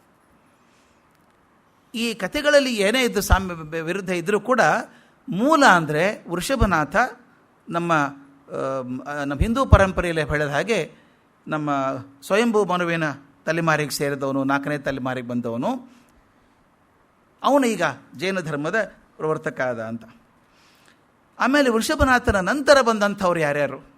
ಅಜಿತನಾಥ ಅಂತ, ಸಂಭವನಾಥ, ಅಭಿನಂದನ, ಸುಮತಿನಾಥ, ಪದ್ಮಪ್ರಭು, ಸುಪಾರ್ಶ್ವ, ಚಂದ್ರಪ್ರಭು, ಪುಷ್ಪದಂತ, ಶೀತಲ, ಶ್ರೇಯಾಂಸ, ವಾಸುಪೂಜ್ಯ, ವಿಮಲ, ಅನಂತ, ಧರ್ಮ, ಶಾಂತಿ, ಕುಂಥು, ಅರನಾಥ, ಮಲ್ಲಿ, ಮುನಿಸುವೃತ, ನಮಿ, ನೇಮಿ ಮತ್ತು ಪಾರ್ಶ್ವನಾಥ. 23 ಜನ ತೀರ್ಥಂಕರರು. ಆದರೆ ವೃಷಭನಾಥನ ನಂತರ ಬಂದಂಥ ಬಹಳಷ್ಟು ಜನ ತೀರ್ಥಂಕರ ವಿಷಯಗಳ ಬಗ್ಗೆ ನಮಗೇನೂ ಗೊತ್ತಿಲ್ಲ, ಯಾವ ದಾಖಲೆಗಳೂ ಇಲ್ಲ. ಆದರೆ ಕೆಲವ್ರ ಬಗ್ಗೆ ಮಾತ್ರ ಸಿಕ್ಕಿದೆ ನಮಗೆ. 21ನೇ ತೀರ್ಥಂಕರರಿಂದ ಹೆಚ್ಚು ವಿಷಯಗಳು ತಿಳ್ಕೊಂಡು ಹೋಗ್ತದೆ. ಅದನ್ನು ಸ್ವಲ್ಪ ನಾನು ಹೇಳಬೇಕು, ಯಾಕಂದರೆ ಹೇಗೆ ನನ್ನ ಕುತೂಹಲ ಹುಟ್ಟಿದ್ದಿದು, ಎಲ್ಲಿ ಬೇರೆ ಆದ್ವಿ ನಾವು ಅಂತ. ಎಲ್ಲ ಒಂದೇ ಇದ್ದವ್ರು ಹೇಗೆ ಬೇರೆ ಆಯಿತು ಅಂತ. ಈ ನಮ್ಮಲ್ಲಿ ಒಟ್ಟು ಕುಟುಂಬ ಇದ್ದದ್ದು ಹೇಗೆ ಯೂನಿಟ್ರಿ ಸಿಸ್ಟಮ್ ಆಯಿತೋ ಹಾಗಾಯ್ತೇನೋ ಅಂತ ಅನಿಸುತ್ತೆ. 21ನೇ ತೀರ್ಥಂಕರರು ನಮಿನಾಥರು ಅಂತ, ನಮಿ ಅಂತ ಕರಿತೇವೆ, ನಮಿನಾಥರು ಅಂತ. ಇವರು ಮಿಥಿಲಾ ನಗರದ ರಾಜರಾಗಿದ್ದರು. ಜನಕರಾಜನ ಪೂರ್ವಿಕರು. ಗಮನಿಸ್ಬೇಕಿದ್ದನ್ನು. ಜನಕರಾಜನಕ್ಕಿಂತ 3-4 ತಲೆಮಾರು ಹಿಂದಿನವರು. ಅಂದರೆ ರಾಮಾಯಣ ಕಾಲಕ್ಕಿಂತ ಮೊದಲಿಂದು. ಜನಕರಾಜನಕ್ಕಿಂತ 3-4 ತಲೆಮಾರು ಹಿಂದೆ ಅಂದರೆ ರಾಮಾಯಣಕ್ಕಿಂತ ಹಿಂದಿಂದು. ಇವರಿಗೆ ಹೇಳ್ತಾರೆ ಅನಾಸಕ್ತ ಯೋಗದ ಪ್ರತಿಪಾದಕರವರು ಅಂತ. ಯಾವುದರಲ್ಲೂ ಆಸಕ್ತಿ ಇಲ್ಲ. ರಾಜ ಆದರೂ ಕೂಡ ಯಾವಾಗಲೂ ಯೋಗ ಮಾರ್ಗದಲ್ಲಿ ಅವರು ಮೋಕ್ಷ ಮಾರ್ಗನ ವಿಚಾರ ಮಾಡೋರು. ಅನಾಸಕ್ತಿ ಯೋಗ, ಯಾವಾಗಲೂ ಅನಾಸಕ್ತಿ ಯೋಗ. ಹಿಂಸೆ ಮಾಡಬಾರದು ಅಂತ ತೀರ್ಮಾನ ಮಾಡ್ಕೊಂಡ್ಬಿಟ್ಟಿದ್ರು ಅವರು. ರಾಜ ಆಗಿ ಕ್ಷತ್ರಿಯನಾಗಿ ಹಿಂಸೆ ಮಾಡಲ್ಲ ಅಂತ ತೀರ್ಮಾನ ಮಾಡಿಕೊಂಡ್ರು. ಆಯುಧಗಳನ್ನು ಬಳಸಬೇಡಿ ಅಂತ ಹೇಳಿದರು ತಮ್ಮವರೆಲ್ಲರಿಗೂ. ಯಾರೂ ಆಯುಧ ಬಳಸೋ ಕಾರಣ ಇರಲಿಲ್ಲ. ಅವರಿಗೆ ಈಶ್ವರ ಕೊಟ್ಟಂಥ ಶಿವಧನುಸ್ಸು ಇದೆಯಲ್ಲ, ಹಿಂದೆ ಕೊಟ್ಟದ್ದು, ಅದು ಕಾಪಾಡಿಕೊಂಡಿದ್ದಾರೆ, ಬಳಸಿಲ್ಲ ಎಂದು. ಈ ಸ್ವಲ್ಪ ನೆನ್ಪಿಡ್ಬೇಕಿದ್ದು ಭಾಳ ಚೆಂದ ಇದು. ಅವರು ಹಿಂಸೆ ಮಾಡೋದು ಬೇಡ ಅಂದಮೇಲೆ ಬಿಲ್ ಮುಟ್ಟಬಾರ್ದು. ಅದಕ್ಕೆ ಅವ್ರು ಹೇಳ್ತಾರೆ ಪ್ರತ್ಯಂಚಾಹೀನ ಸಾಮ್ರಾಜ್ಯ ಅಂತ. ಅಂದರೆ ಬಿಲ್ಲು ಬಾಣ ಮುಟ್ಟದೇ ಇರುವಂಥ ಸಾಮ್ರಾಜ್ಯ ಇದು. ಆ ಬಿಲ್ ಇಟ್ಕೊಂಡಿದ್ರು, ಅದು ಬಳಸಿರಲಿಲ್ಲ. ಪ್ರತ್ಯಕ್ಷವಾಗಿ ಬಳಕೆಯಲ್ಲಿ ಇಟ್ಟಂಥದ್ದನ್ನು ರಾಮ ಅದನ್ನೇ ಬಂದು, ಅದು ಭಾಳ ಚಂದ ಮಾತಿದೆ, ಚೂರು ಯಾರು ಕಿರಿಕಿರಿ ಆಗ್ಬೋದು, ಅದು ಆ ಮಾತು ಹಂಗಿದೆ. ಪ್ರತ್ಯಂಚಾಹೀನವಾದಂಥ ಶಿವಧನುಸ್ಸನ್ನು ಮುರಿದ ಅಂತ. ಅಂದರೆ ಶಕ್ತಿಹೀನವಾದಂಥ ಧನುಸ್ಸನ್ನು ಮುರಿದ ರಾಮ ಅಂತ. ನನಗೆ ತಮಾಷೆ ಅನಿಸೋದು, ನನ್ನ ಮೊಮ್ಮಗಳಿಗೆ ನಾನು ಕತೆ ಹೇಳ್ತಾ ಇರ್ತೀನಿ, ರಾಮಾಯಣ ದಿನ ರಾಮಾಯಣ ಹೇಳ್ತೀನಿ, ಸ್ವಲ್ಪ ಹೇಳ್ಕೊಂಡು ಹೋಗ್ತೇನೆ. ಪುಟ್ಟ ಹುಡುಗಿ ಆಕೆ ಬೆರಗು ಹುಟ್ಟಿಸೋ ಹಂಗೆ ಹೇಳಬೇಕು ಅಂತ ನನ್ನ ಆಸೆ. ಅಂದರೆ ರಾಮ ಎಷ್ಟು ದೊಡ್ಡವನು ಅಂತ. ನಾನು ಹೇಳಿದೆ, ವಿಶ್ವಾಮಿತ್ರರು ಕರ್ಕೊಂಡು ಹೋದರು. ನೀನು ನೋಡಿದ್ಯಾ ಪುಟ್ಟ, ಹೆಂಗಿತ್ತು ಗೊತ್ತಾ ಅದು ಶಿವಧನುಸ್ಸು ಅಂದರೆ ಭಾರಿ ದೊಡ್ಡದಮ್ಮ. ಅದು ಒಂದು ಬಾಕ್ಸಲ್ಲಿ ಇಟ್ಟಿದ್ದಾರೆ, ಅದಕ್ಕೆ ತೆಳಗೆ ಗಾಲಿ, ಇದು ವಾಲ್ಮೀಕಿ ಮಾತು ನಂದಲ್ಲ, ತೆಳಗೆ ಗಾಲಿ ಇಟ್ಟಿದ್ದಾರೆ. ಗಾಲಿ ಉಳಿಸ್ಕೊಂಡು ಬಂದರು ಜನ. ವಾಲ್ಮೀಕಿಗಳು ಹೇಳುವಂಗೆ 5,000 ಜನ ತಳ್ಕೊಂಡು ಬಂದ್ರಂತೆ ಅದನ್ನು, ಅಷ್ಟು ದೊಡ್ಡದು. 5,000 ಜನ ಗಾಲಿಯಲ್ಲಿಟ್ಟಂಥ ಡಬ್ಬದಲ್ಲಿದ್ದಂಥ ಧನುಸ್ಸನ್ನು ತಳ್ಕೊಂಡು ಬಂದಿಟ್ರು. ಆಕೆ ಹಿಂಗೆ ಬೆರಗಾಗಿ ನೋಡ್ತಾ ಇದ್ದು, 5,000 ಜನನ, ಅಷ್ಟು ಭಾರಿ ಇತ್ತದು ಅಂತ ಹೇಳಿದೆ. ಅಂದರೆ ನನಗೆ ರಾಮ ದೊಡ್ಡವನು ಅಂತ ತೋರಿಸ್ಬೇಕಾಗಿದೆ, ಮತ್ತೊಂದೇನಿಲ್ಲ. ಎಲ್ಲರೂ ಬಂದರು, ಯಾರ ಕಡೆಯಿಂದ ಆಗಿರಲಿಲ್ಲ. ರಾಮ ಹೋದ, ಎಡಗೈಯಿಂದ ಠಕ್ ಅಂತ ಎತ್ತಿಬಿಟ್ಟ. ಎಲ್ಲರೂ ಬೆರಗಾಗ್ಬಿಟ್ರು. ಅಂದ್ಲಾಕೆನು ಮೇಲಿನ ಹಗ್ಗ ಎಳೆದು ಕಟ್ಟಬೇಕಲ್ಲ, ಅದನ್ನು ಎಳೆದು ಬಿಗದು ಕಟ್ಟಿದ, ಟಪ್ ಅಂತ ಮುರಿದು ಹೋಯ್ತು ನಡುವೆ. ನನ್ನ ಉದ್ದೇಶ ಏನಿತ್ತು? ರಾಮನ ಶೌರ್ಯ ಹೇಳಬೇಕು. ಅಷ್ಟು ದೊಡ್ಡ ಧನುಸ್ಸನ್ನು ಇಷ್ಟು ಸುಲಭವಾಗಿ ಮುರಿದುಬಿಟ್ನಲ್ಲ ರಾಮ ಅಂತ. ಆಕೆ ಹಂಗೆ ಆಶ್ಚರ್ಯ ಪಡಲೇ ಇಲ್ಲ. ನಾನು ನಿರಾಶೆ ನನಗೆ. ಆಕೆ ನಾನು ನೋಡಿಬಿಟ್ಟು, ಹೌದಾ ಭಾಳ ದಿವಸ ಉಪಯೋಗಿಸಿರಲಿಲ್ಲ ಅನಿಸುತ್ತೆ ಅಂದು. ನಾನು ಮುಖಕ್ಕೆ ಹೊಡೆದಂಗೆ ಆಯ್ತು ರೀ. ನಾನು ಸಂಭ್ರಮದಿಂದ ರಾಮನ ಹೊಗಳ್ತಾ ಇದ್ದರೆ ಅದ್ರ ವೀಕ್ನೆಸ್ ಹೇಳ್ತಾಳೆ ಆಕೆ. ಭಾಳ ಜನ ಬಳಸಿರಲಿಲ್ಲ, ಭಾಳಾಗಿದ್ದು ಕಾಣುತ್ತೆ, ಮುರಿದೋಯ್ತು ಅಂತ. ನನಗೆ ಆಕೆ ಹೇಳಿದ ಕೋಪ ಬಂದಿತ್ತು. ಇದು ಓದಿದ್ಮೇಲೆ ಸರಿ ಅನ್ನಿಸ್ತು ನನಗೆ. ಅವ್ರು ಹೇಳ್ತಾರೆ ಪ್ರತ್ಯಂಚಾಹೀನವಾದಂಥ ಶಿವಧನುಸ್ಸು ಅಂದರೆ ಹಿಂಸೆ ಬೇಡ ಅಂತ ಉಪಯೋಗಿಸಲಾರದೆ ಬಿಟ್ಟಂಥ ಧನುಸ್ಸನ್ನು ರಾಮ ಮುರಿದು ಹಾಕಿದ. ಅಲ್ಲಿಂದ ಮತ್ತೆ ಪ್ರತ್ಯಂಚಕಿ ಪರಂಪರೆಯನ್ನು ಮುಂದುವರೆಸಿದ. ಅಂದರೆ ರಾಜರಾದವರು ಕ್ಷತ್ರಿಯ ತೇಜಸ್ಸು ಇರಬೇಕು ಅಂತ. ರಾಮು ಅವರು ಮಾತಾಡ್ತಾ ಹೇಳಿದರು ಕಾರ್ಯಕ್ಕೆ ಮೊದಲು, ಹಿಂಸೆ ಅಹಿಂಸೆ. ಅಹಿಂಸೆ ಅಂದರೆ ಹೇಳಿತನ ಅಲ್ಲ, ಭಾಳ ಮುಖ್ಯವಾಗಿ ತಿಳ್ಕೊಬೇಕಾದದ್ದು. ಬೇಡ್ರಿ ಹಿಂಸೆ ಬೇಡ್ರಿ, ನೀವು ಹೊಡೆದ್ರೆ ಹೊಡೀರಿ, ನಮ್ಮ ತಿರುಗಿ ಹೊಡೆಯಲ್ಲ ನಿಮ್ಮನ್ನು. ಅದು ಅಹಿಂಸೆ, ಹೇಳಿತನ ಅಲ್ಲ ಅಂತ ತಿಳ್ಕೊಬೇಕು. ನಾನು ಏನೇ ಹೇಳ್ತಾ ಹಿರೋಶಿಮಾ ನಾಗಸಾಕಿದು ಹೇಳಿದೆ, ಹಿಂಸೆಯ ಗರ್ಭದಿಂದ ಹೇಗೆ ಅಹಿಂಸೆ ಚಿಗುರು ಬಂತು ಅಂತ.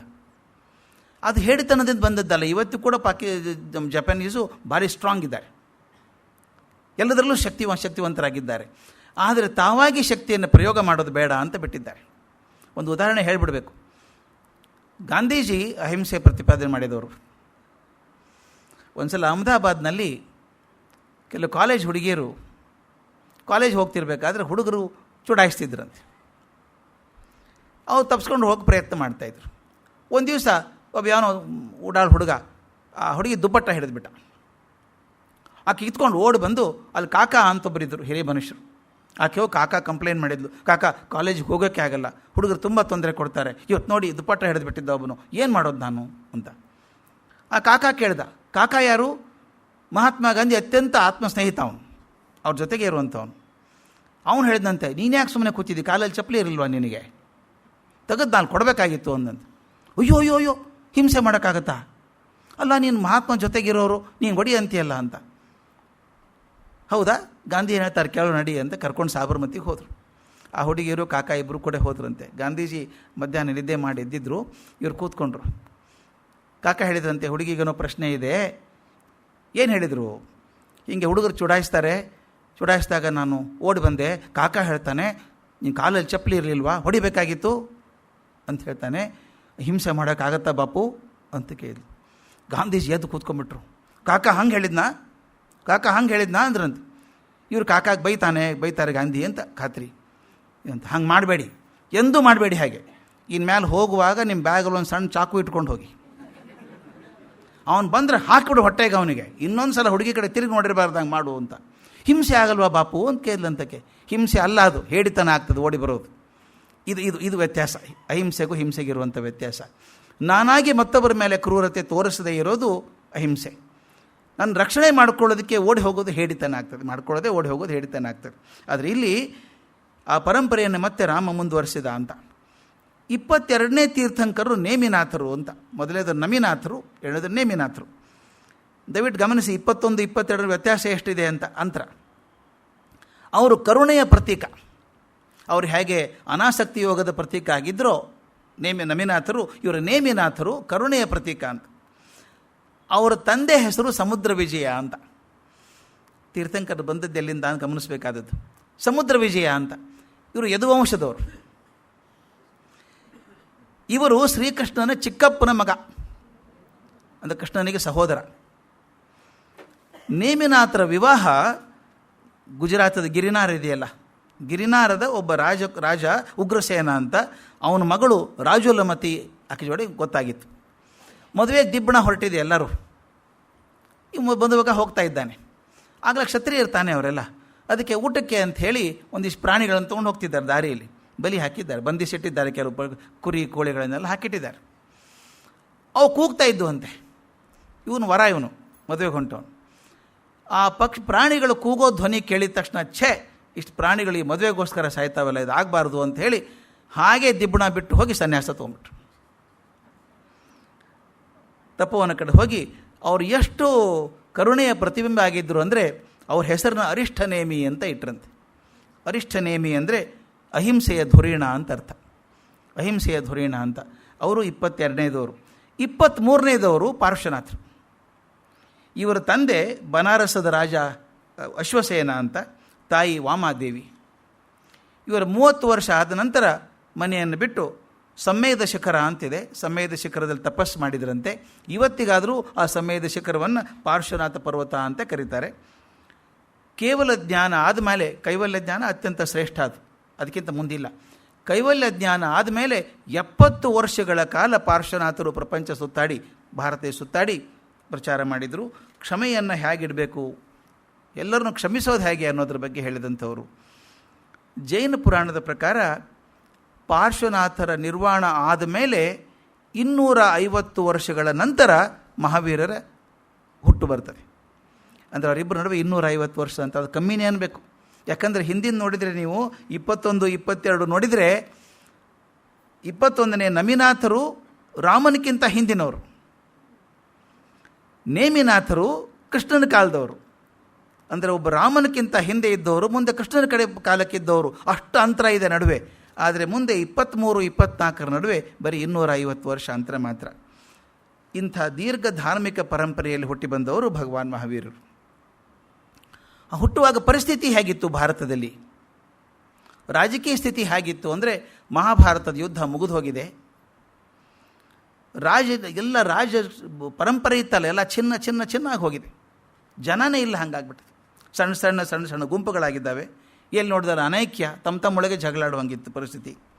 ಕೆಲವೊಂದು ಕಡೆಗೆ ಮಾತ್ರ ಪ್ರಜಾಪ್ರಭುತ್ವ ಉಳಿದಿತ್ತಂತೆ. ಅಲ್ಲಲ್ಲಿ ರಾಜ ಸಮರ್ಥ ಆಗಿಲ್ಲದೆ ಹೋದರೆ ಆ ಮಂತ್ರಿ ಮಂಡಳದವರು ಯಾರನ್ನೊಬ್ಬರನ್ನ ಕೂಡಿಸ್ತಿದ್ರು. ಹಂಗಿದ್ರೆ ಎಷ್ಟು ಚೆನ್ನಾಗಿತ್ತು ಅನಿಸುತ್ತೆ. ರಾಜ ಚೆನ್ನಾಗಿಲ್ಲದೆ ಹೋದರೆ ಅವನು ಇಳಿಸಿಬಿಟ್ಟು ಮತ್ತೊಬ್ಬನ ಸಮರ್ಥನಾದವನು ಕೂಡಿಸೋ ಶಕ್ತಿ ಮಂತ್ರಿ ಮಂಡಳಕ್ಕಿತ್ತಂತೆ. ಆನಂತರ ಕೆಲವು ಕ್ಷತ್ರಿಯರು ತಮ್ಮ ಗುಂಪುಗಳನ್ನು ಮಾಡಿಕೊಂಡ್ರು. ತಾವೊಬ್ಬರೇ ಬದುಕೋಕ್ಕಾಗಲ್ಲ ಅಂದಾಗ ಈ ಕೊಲಾಬರೇಟಿವ್ ಎಲ್ಲರೂ ಸೇರ್ಕೊಂಡು ಮಾಡುವಂಥದ್ದು ಒಂದು ಗಣರಾಜ್ಯಗಳನ್ನು ಮಾಡಿಕೊಂಡ್ರು. 3 ಗಣರಾಜ್ಯಗಳು ಬಹಳ ಮುಖ್ಯವಾಗಿದ್ದು ಆಗಿನ ಕಾಲದಲ್ಲಿ ಭಾರತದಲ್ಲಿ ಅಂತ.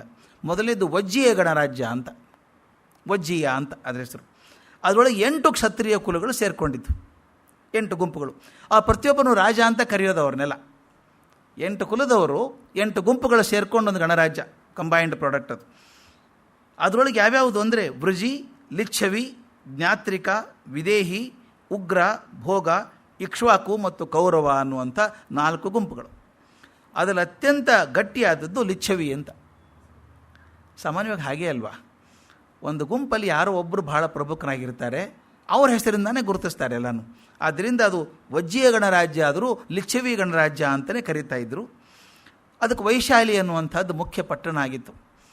ತಾವು ಯಾರಾದರೂ ಆ ಕಡೆ ಹೋಗಿದ್ದರೆ ನೋಡ್ಬೇಕು ಅದನ್ನು. ಬಿಹಾರದಲ್ಲಿ ರಾಂಚಿಯಿಂದ ಮುಂದೆ ವೈಶಾಲಿ ಅಂತ ಈಗಾದರೂ ಪ್ರದೇಶ ಇದೆ. ಅದು ನಾನು ಹೋಗಿದ್ದೆ, ಅಲ್ಲಿ ಅದ್ಭುತ ಪ್ರದೇಶಪ್ಪ ಅದು. ಮೇಲ್ಗಡೆ ಗಂಗಾ ಹಿಮಾಚಲ್ ಪ್ರದೇಶ ಬರ್ತದೆ. ಗಂಗಾ ನದಿ, ಗಂಡಕಿ ನದಿ ಎಲ್ಲ ಅಲ್ಲೇ ಇದೆ ಸುತ್ತಮುತ್ತಲ.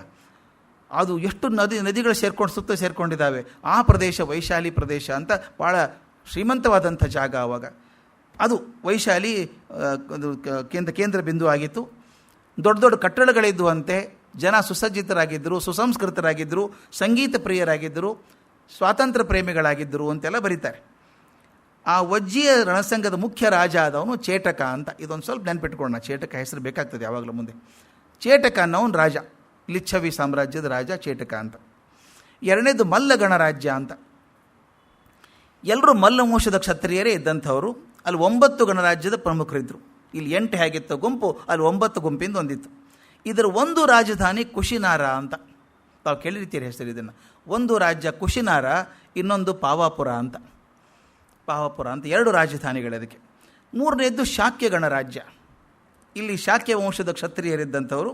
ಇದರ ಕೇಂದ್ರ ಸ್ಥಾನ ಕಪಿಲವಸ್ತು ಅಂತ. ಶುದ್ಧೋಧನ ಅದರ ಪ್ರಮುಖ ರಾಜ ಆಗಿದ್ದ. ಶುದ್ಧೋಧನ ಮಗನೇ ಗೌತಮ ಬುದ್ಧ. ಈ 3 ಮುಖ್ಯವಾದದ್ದು. ಅದಲ್ಲದೆ ಸಣ್ಣ ಸಣ್ಣ ಗುಂಪು ಬೇಕಾದಷ್ಟಿತ್ತು. ಆರ್ಥಿಕ ಸ್ಥಿತಿ ಹೇಗಿತ್ತು? ಎಲ್ಲರೂ ಚೆನ್ನಾಗಿದ್ದರು. ಅಪೇಕ್ಷೆಗಳು ಕಮ್ಮಿ ಆಗಿತ್ತು. ಭೂಪ್ರದೇಶ ಜಾಸ್ತಿ ಇತ್ತು. ಕೃಷಿಗೆ ಬೇಕಾದಷ್ಟು ನೀರಿತ್ತು. ಹಾಲು ಹೈನು ವ್ಯಾಪಾರ ಚೆನ್ನಾಗಿತ್ತು. ಬೇರೆ ಬೇರೆ ದೇಶಗಳ ಸಂಪ್ರದಾಯ ಮಾಡ್ತಿದ್ರು, ವ್ಯವಹಾರ ಮಾಡ್ತಾಯಿದ್ರು. ಮನೆಗಳು ಸುಂದರವಾಗಿದ್ದವು. ಅಲ್ಲಿ ಹೇಳ್ತಾರೆ ಮಲ್ಟಿ ಸ್ಟೋರಿ ಬಿಲ್ಡಿಂಗ್ ಇತ್ತು ಆವಾಗ ಅಂತ ಬರೀತಾರೆ. ನನಗೆ ಆಶ್ಚರ್ಯ ಅನಿಸೋದು, ಆ ಕಾಲದ ಬರಹ ನೋಡಿದಾಗ ಕೆಲವು ಪಾಲಿ ಭಾಷೆಯಲ್ಲಿ ಬರೀತಾರೆ 8-10 ಅಂತಸ್ತಿನ ಬಿಲ್ಡಿಂಗ್ಗಳಿತ್ತು ಅವಾಗೆಲ್ಲ ಅಂತ ಬರೀತಾರೆ. ಈಗಲೇ ಕಷ್ಟ ಅದು. ಆಗ ಸುಭದ್ರವಾದ ಆರ್ಥಿಕ ಸ್ಥಿತಿ ಎಲ್ಲನೂ ಚೆನ್ನಾಗಿತ್ತು ಅಂತ. ಸಾಮಾಜಿಕ ಸ್ಥಿತಿ ಹೇಗಿತ್ತು, ಒಂದಕ್ಕೊಂದು ಸಂಬಂಧ ಹೇಗಿದೆ ಅಂತ ಅನ್ನೋದಕ್ಕೆ ಹೇಳ್ತೀನಿ ನಾನು. ಆರ್ಥಿಕ ಸ್ಥಿತಿ ಚೆನ್ನಾಗಿದ್ದರೆ ಸಾಮಾನ್ಯವಾಗಿ ಚೆನ್ನಾಗಿರಬೇಕಲ್ಲ ಸಾಮಾಜಿಕ ಜೀವನ. ಅದು ತುಂಬ ಆರ್ಥಿಕ ಸ್ಥಿತಿ ತುಂಬ ಚೆನ್ನಾಗಿದ್ದರೆ ಕಷ್ಟ ಆಗ್ತದೆ. ಗಮನಿಸಬೇಕು ಒಂದಕ್ಕೊಂದು ಸಂಬಂಧ ಹೇಗಿದೆ ಅಂತ. ಪೂರ್ತಿ ಜೀವ ವಿಲಾಸಿಮಯವಾಗಿತ್ತು, ಭೋಗಪ್ರಿಯವಾದಂಥ ಜನ ಆಗಿದ್ದರು, ಧಾರ್ಮಿಕತೆ ಕಮ್ಮಿ ಆಗ್ತಾ ಇತ್ತು. ಯಾಕಂದರೆ ಎಲ್ಲರೂ ದುಡ್ಡು ಬೇಕಾದಷ್ಟು ಇದೆಯಲ್ಲ, ಅವ್ರು ಬರೆಯೋದು ನೋಡಬೇಕು. ಶಿಕ್ಷಣದ ಪ್ರಸಾರ ಕಮ್ಮಿ ಆಗಿತ್ತು. ದುಡ್ಡು ಬಂತಲ್ಲ, ಸುಲಭವಾಗಿ ಬೇಕಾದಷ್ಟು ದುಡ್ಡಿದೆ, ಆರಾಮಾಗಿರ್ಬೋದು, ಸಂತೋಷವಾಗಿರ್ಬೋದು. ಕೆಲವರು ಮಾತ್ರ ಗುರುಗಳು ಶಿಷ್ಯರ ಮನೆಯಲ್ಲಿ ಇಟ್ಕೊಂಡು ಧಾರ್ಮಿಕ ಲೌಕಿಕ ಶಿಕ್ಷಣ ಕೊಡ್ತಾಯಿದ್ರು. ಅದು ಶಿಕ್ಷಣಕ್ಕೆ ಜಾಸ್ತಿ ಇರಲಿಲ್ಲ. ವೇಶ್ಯರು ಕಾಮುಕರು ತುಂಬ ಜಾಸ್ತಿ ಆಗಿದ್ದರು. ಬರೀ ಪರಿಹಾಸ್ಯ ನಾಟಕ ಮಾಡೋದ್ರಲ್ಲೇ ಕಾಲ ಕಳೀತಾ ಇದ್ದರು. ಗ್ರಾಮಗಳಲ್ಲಿ ಇದ್ದದ್ರಲ್ಲಿ ಜೀವನ ಸುಲಭ ಆಗಿತ್ತು, ಪಟ್ಟಣಗಳ ಪೂರ್ತಿ ವಿಲಾಸಮಯವಾಗಿದ್ದವು ಅಂತ ಬರೀತಾರೆ. ಸಮಾಜದಲ್ಲಿ 4 ವರ್ಗಗಳಿತ್ತು. ಕ್ಷತ್ರಿಯರು ಬಹಳ ಪ್ರಬಲರಾಗಿದ್ದರು. ಬ್ರಾಹ್ಮಣರಿಗೆ ಬೆಲೆ ಇರಲಿಲ್ಲ. ಯಾಕೆ ಇರಲಿಲ್ಲ ಅಂದರೆ ಅವ್ರದ್ದೇ ಕೃತ ಅಪರಾಧ ಅಂತ ಹೇಳ್ತಾರೆ. ಧರ್ಮ ಕಾರ್ಯಗಳನ್ನು ಬಿಟ್ಟು ಬರೀ ಕಾರ್ಯ ಮಾಡಿಸೋದ್ರೊಳಗೆ ಚಮತ್ಕಾರ ಮಾಡೋದ್ರಲ್ಲಿ ಇದ್ದರವರು, ಜನ ಸೆಳೆಬೇಕು ಅಂತ. ಹೀಗಾಗಿ ಅವರ ಮರ್ಯಾದೆ ಕಮ್ಮಿಯಾಗಿತ್ತು. ಯಾವಾಗಲೂ ಆಗಾಗ ಜಗಳ ಆಗ್ತಿತ್ತಂತೆ, ಕ್ಷತ್ರಿಯರಿಗೂ ಮತ್ತು ಬ್ರಾಹ್ಮಣ ಗುರುಗಳಿಗೂ ಜಗಳ ಆಗೋದು. ವೈಶ್ಯರು ಮಾತ್ರ ಸೇಫ್ ಆಗಿದ್ದರು. ತಮ್ಮಲ್ಲಿರುವಂಥ ದುಡ್ಡಿನಿಂದಾಗಿ ರಾಜರ ಮರ್ಯಾದೆ ಕೊಡ್ತಾಯಿದ್ರು. ಶೂದ್ರರಿಗೆ ಸಾಮಾಜಿಕ ಜೀವನ ಏನೂ ಇರಲಿಲ್ಲ ಅಂತ ಬರೀತಾರೆ. ಧಾರ್ಮಿಕ ಸ್ಥಿತಿ ತುಂಬ ಕಷ್ಟ ಆಗಿತ್ತು. ಯಾವಾಗ ದುಡ್ಡು ಜಾಸ್ತಿ ಬರ್ತದೋ ಧಾರ್ಮಿಕತೆ ಕಮ್ಮಿ ಆಗ್ತದೆ ಅನಿಸುತ್ತೆ. ಸಂಘರ್ಷ, ಧಾರ್ಮಿಕವಾದಂಥ ಅರಾಜಕತೆ ತುಂಬ ಜಾಸ್ತಿ ಇತ್ತು. ಜನರ ಕಳವಳದಿಂದ ಯಾವ ಮಾರ್ಗ ಬಳಸಬೇಕು ಅಂತ ಗೊತ್ತಾಗದೆ ತಡಪಡಿಸ್ತಾ ಇದ್ದರು. 2 ಥರದ ಪರಂಪರೆಗಳಿತ್ತು ಅಂತ ಮೊದಲನೇ ದಿವಸ ಹೇಳಿದೆ ನಾನು, ಶ್ರಮಣ ಪರಂಪರೆ ಮತ್ತು ವೈದಿಕ ಪರಂಪರೆ ಅಂತ. ಕ್ಷತ್ರಿಯರೆಲ್ಲ ಶ್ರಮಣರಾಗ್ತಾ ಇದ್ದರು. ಕ್ಷತ್ರಿಯರೆಲ್ಲ ತಮ್ಮ ಮೋಕ್ಷ ಮಾರ್ಗಕ್ಕೆ ಹೋಗಬೇಕಂದ್ರೆ ಶ್ರಮಣರಾಗ್ತಾಯಿದ್ರು. ಎಲ್ಲ ತೀರ್ಥಂಕರು ಕೂಡ ಬರ್ತಿದ್ರು. ಆಗಿನ ಕಾಲಕ್ಕೆ ಏನಾಗಿತ್ತು ಅಂದರೆ, ಕೊನೆ ತೀರ್ಥಂಕರು ಬರೋದಿದೆ ಅಂತ ಕಾಯ್ತಾ ಇದ್ದಾರಲ್ಲ ಜನ, ಕೆಲವು ತಾವೇ ತೀರ್ಥಂಕರು ಅಂದ್ಕೊಂಡ್ಬಿಟ್ರು. ತುಂಬ ಜನ ಅಂದ್ಕೊಂಡ್ಬಿಟ್ಟಿರುತ್ತೆ ನಾನೇ ತೀರ್ಥಂಕರ ಅಂತ ಅನೌನ್ಸ್ ಮಾಡಿಬಿಡೋದು. ಇದು ಮಹಾಭಾರತ ಕಾಲದಲ್ಲೂ ಬರ್ತದೆ, ನಾನೇ ವಾಸುದೇವ ಅಂತ ಬಂದವನಿದ್ದಾರೆ. ಹಾಗೆ ಇವನು ತಾವೇ ತೀರ್ಥಂಕರರು ಅಂತ ಹೇಳ್ಕೊಂಡ್ಬಿಡ್ತಿದ್ರು. ಅಲ್ಲಿ ಹೇಳ್ತಾರೆ, ಈ ಕ್ರಾಂತಿಮಯ ಸನ್ನಿವೇಶದೊಳಗೆ ಯಾರಾದರೂ ಬ್ರಾಹ್ಮಣರನ್ನು ಬೈದರೆ ಅವ್ರನ್ನೇ ನಾಯಕ ಅಂತ ಕೂಡಿಸ್ಬಿಡ್ತಿದ್ರಂತೆ. ಬೈದ್ರೆ ಸಾಕು ಯಾರಾದರೂ ಒಬ್ಬರು ಬ್ರಾಹ್ಮಣರನ್ನ, ಅವರೇ ನಾಯಕರು ಅಂತ ಕೂಡಿಸ್ತಿದ್ರು. ಅಂದರೆ ಎಷ್ಟು ಹೀಯಾಳಿಕೆ ಬಂದುಬಿಟ್ಟಿತ್ತು ಅಂದರೆ, ಧರ್ಮವನ್ನು ಮರೆತು ಬರೀ ಆಚಾರವನ್ನು ಹೆಚ್ಚು ಮಾಡಿದ್ರಿಂದ, ಬರೀ ಕ್ರಿಯಾವನ್ನು ಮಾಡ್ಕೊಂಡಿರೋದ್ರಿಂದ ಮರ್ಯಾದೆ ಕಮ್ಮಿಯಾಗಿತ್ತು ಅಂತ. ವೈದಿಕ ಪರಂಪರೆ ಇತ್ತು. ಅಲ್ಲಿ ತಮ್ಮ ವೈದಿಕ ವಿಚಾರಗಳನ್ನು, ಯಜ್ಞ ಯಾಗಾದಿಗಳನ್ನು ಉಳಿಸ್ಕೊಳ್ಳೋಕ್ಕೆ ಕೆಲವರು ಒದ್ದಾಡ್ತಾಯಿದ್ರು. ಅದರ ಜೊತೆಗೆ ಅವ್ರು ಏನು ಮಾಡಿದರು ಅಂದರೆ, ಜನ ಬರೋಲ್ಲ ಅಂದಾಗ ಏನಾದರೂ ಅಟ್ರ್ಯಾಕ್ಷನ್ ಮಾಡಬೇಕಲ್ಲ ನಮ್ಮ ಕಡೆ ಬರೋದಕ್ಕೆ. ಮಂತ್ರ, ತಂತ್ರ, ವಶೀಕರಣ ಇವನ್ನೇ ಮಾಡ್ತಾಯಿದ್ರು ಜಾಸ್ತಿ. ಸುಮ್ಮನೆ ಯಾವುದೇ ಯಾಗ ಮಾಡಿಸೋದು, ಸುಮ್ಮನೆ ಯಾವುದೋ ಹೋಮ ಮಾಡಿಸೋದು. ಅಂದರೆ ಧರ್ಮದ ಕಲ್ಪನೆ ಕಡಿಮೆಯಾಗಿ ಬರೀ ಆಚಾರಗಳ ಹೆಚ್ಚಾಗಿ ಆಡಂಬರ ಜಾಸ್ತಿಯಾಗಿತ್ತು. ಆದರೆ ಕೆಲವು ಜ್ಞಾನಿಗಳಾದಂಥ ಬ್ರಾಹ್ಮಣರು ಮಾತ್ರ ಇದನ್ನು ಮೆಚ್ಚಲಿಲ್ಲ ಅಂತ ಬರೀತಾರೆ, ಒಪ್ಪಲಿಲ್ಲ ಅದನ್ನು. ಅದರ ಮುಖ್ಯರಾದವರು ಯಾರು ಅಂತ ಗಮನಿಸ್ಬೇಕು ಸ್ನೇಹಿತರೆ. ಮೊದಲನೇದವರು ಉಪನಿಷತ್ತು ಇದೆಯಲ್ಲ, ಪ್ರಶ್ನೋಪನಿಷತ್ತಿನ ಅಧಿಷ್ಠರಾದಂಥ ಪಿಪ್ಪಲಾದ ಅಂತ ತಾವು ಕೇಳಿದ್ದೀವಿ. ಪಿಪ್ಪಲಾದರು ಅವಾಗ ಹೇಳಿದ್ರಂತೆ, ಇದು ಮಾರ್ಗ ಅಲ್ಲ, ವೈದಿಕ ಪರಂಪರೆ ಉಳಿಸೋ ಮಾರ್ಗ ಅಲ್ಲ, ಧರ್ಮದ ಮೂಲಕ ಹೋಗಿ ಆಚಾರದ ಮೂಲಕ ಹೋಗಬೇಡಿ ಅಂತ. ಮುಂಡಕೋಪನಿಷತ್ತನ್ನು ರಚಿಸಿದಂಥ ಭಾರದ್ವಾಜರು, ಅದಕ್ಕಿಂತ ಮುಖ್ಯವಾಗಿ ಕಠೋಪನಿಷತ್ತಿನ ಪ್ರವರ್ತಕರಾದಂಥ ನಚಿಕೇತರು, ಅವರ 3 ಜನ ನಿಂತು ಇದಲ್ಲ ದಾರಿ ಅಂತ ಹೇಳಿ ತಾವು ಮಾಡಿಕೊಂಡ್ರು. ಆದರೆ ಅವ್ರ ಸಂಖ್ಯೆ ಕಮ್ಮಿ ಆಗಿತ್ತು, ಅವ್ರ ಶಕ್ತಿನೂ ಅಷ್ಟು ಅಶಕ್ತವಾಗಿತ್ತು. ಆದ್ದರಿಂದ ಈ ಹಂತದಲ್ಲಿ ಅಂತಿಮ ತೀರ್ಥಂಕರರ ಜನ್ಮ ಆಯಿತು ಅಂತ ಬರೀತಾರೆ. ಇಂದಿನ ಬಿಹಾರದ ಮುಖ್ಯ ಭಾಗ ಇದೆಯಲ್ಲ, ಅದು ವೈಶಾಲಿ. ಉತ್ತರದಲ್ಲಿ ಹಿಮಾಲಯ, ದಕ್ಷಿಣದಲ್ಲಿ ಗಂಗಾ ನದಿ, ಪೂರ್ವದಲ್ಲಿ ಕೌಶಿಕಿ ನದಿ, ಪಶ್ಚಿಮದಲ್ಲಿ ಗಂಡಕಿ ನದಿ. ಈ ಎಲ್ಲ ಪ್ರದೇಶ ನಡುವೆ ಇರುವಂಥ ವಿಶಾಲ ಜಾಗ ಅದು ವೈಶಾಲಿ ಪ್ರದೇಶ ಅಂತ. ಅದನ್ನು ವಿದೇಹ ಅಂತ ಕೂಡ ಕರೀತಾ ಇದ್ರು. ನಾನು ಅಲ್ಲಿ ಹೋಗಿದ್ದೆ, ಅಲ್ಲಿ ವೈಶಾಲಿಗೆ. ಅಲ್ಲಿ ಹೋದಾಗ ಒಂದು ತಮಾಷೆ ಆಗಿತ್ತು. ಯಾವುದೋ ಒಂದು ಶಿಕ್ಷಣ ಸಂಸ್ಥೆಗಳೆಲ್ಲ ಕರೆದಿದ್ದರು, ನಾನು ಹೋಗಿ ಮಾತಾಡಬೇಕು ಅಂತ ಹೋದೆ. ಒಂದು 4-5 ಸಾವಿರ ಜನ ಹುಡುಗರನ್ನು ಕೂಡಿಸ್ಬಿಟ್ಟಿದ್ದಾರೆ. ನಾನು ಹೋಗಿ ಏನು ಮಾತಾಡಬೇಕು ಇವರಿಗೆ ಅಂತ ಕೇಳಿದೆ. ಕುಚ್ ಭಿ ಬೋಲೋ ಅಂದವನು, ಏನಾದರೂ ಹೇಳಿ ಅಂದ. ನಾನು ಮಾತಾಡೋಕ್ಕಿದ್ದೆ. ನನಗೆ ಬರೋದು 2 ಭಾಷೆ, ಒಂಚೂರು ಕನ್ನಡ, ಒಂಚೂರು ಇಂಗ್ಲೀಷ್ ಬರುತ್ತೆ. ಮಾತಾಡಬೇಕು ಅಂತ ಹೋದಾಗ ಅವ್ರು ನಿಂತುಬಿಟ್ಟು, ಸಾಬ್ ಆಪ್ಕೋ ಹಿಂದಿ ಮೇ ಬೋಲ್ನಾ ಪಡೇಗಾ ಅಂದರು. ನಂದೇ ಹಿಂದಿ ಮಾತಾಡ್ಬೋದಪ್ಪ, ಹೇಗಿದ್ದೀರಿ, ಚೆನ್ನಾಗಿದ್ದೀರಾ, ಊಟ ಆಯ್ತಾ, ಅಷ್ಟು ಕೇಳ್ಬೋದು. ಈ ಹುಡುಗರಿಗೆ 3 ತಾಸು ಮಾತಾಡೋದು ಹೇಗೆ ಅಂತ ಕೇಳಿದೆ. ಬೋಲಿಯೇ ಚಲ್ತಾ ಹೇ ಅಂದ. ಮತ್ತು ಬೇರೆ ಅವ್ರಿಗೆ ಬರೋಲ್ಲ, ಬೇರೆ ಭಾಷೆ ಬರೋಲ್ಲ. ನಿಂತ್ಕೊಂಡು ಮಾತಾಡಿದೆ, ಹೇಗೋ 3 ತಾಸು ಮಾತಾಡಿದೆ. ಕೊನೆಗೆ ಹೇಳಿದೆ, ಮುझे ಕ್ಷಮಾ ಕರ್ ದೇನಾ, ಮೇರಿ ಹಿಂದಿ ಉತ್ನಿ ಅಚ್ಚಿ ನಹೀ ಹೈ, कुछ गलती होता तो हो गया तो माफ़ कर देना अंदे. वो बुढ़ी कहते हैं थे, सर हम आपकी हिंदी हमारे हिंदी से भी अच्छा है सर, क्योंकि मेरा हिंदी में बहुत भोजपुरी होती है ಎಂದು सब ಸಮಾಧಾನ ಆಯಿತು. ಆ ಹುಡುಗರು ನೋಡಿದರೆ ಕೆಲವರು ಎಷ್ಟು ನಿರಾಶಾದಾಯಕವಾಗಿದ್ದು. ನಾನು ಹೇಳಿದೆ, ಏನಾಗಿದೆಯೋ ನಿಮ್ಗೆ ರೋಗ ಅಂತ ಕೇಳಿದೆ. ಮರೆಯೋಂಗಿಲ್ಲ ನೀವು.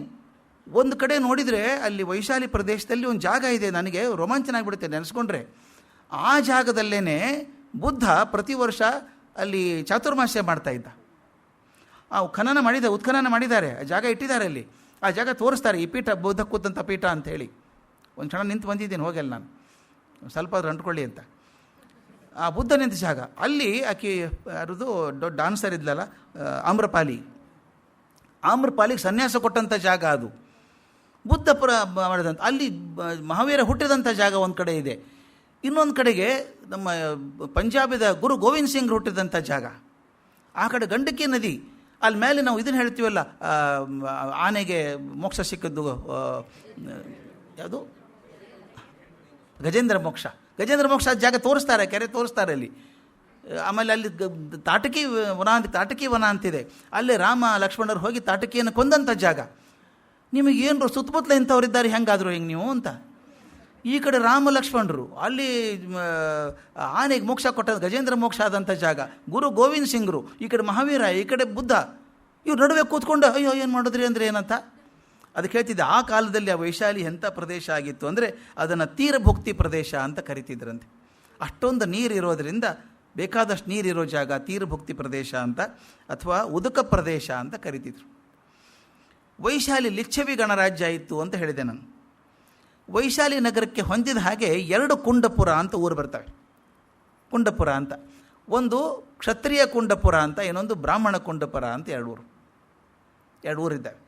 ಇವತ್ತಿನ ಬಿಹಾರದ ಮುಜಫರ್ ಜಿಲ್ಲೆ ಅಂತೇನಿದೆಯೋ ಅದರೊಳಗೆ ಬಸಾಡ್ ಅಂತ ಒಂದು ಹಳ್ಳಿ ಇದೆ. ನಾನು ಹಳ್ಳಿ ನೋಡ್ಕೊಂಬಂದಿದ್ದೀನಿ ಅಂತ, ಬಿಕಾಸ್ ಮಹಾವೀರರ ಬಗ್ಗೆ ತಿಳಬೇಕು ಅಂತ ಹೋದದ್ದು. ಬಸಾಡ್ ಅಂತ ಒಂದು ಹಳ್ಳಿ ಇದೆ.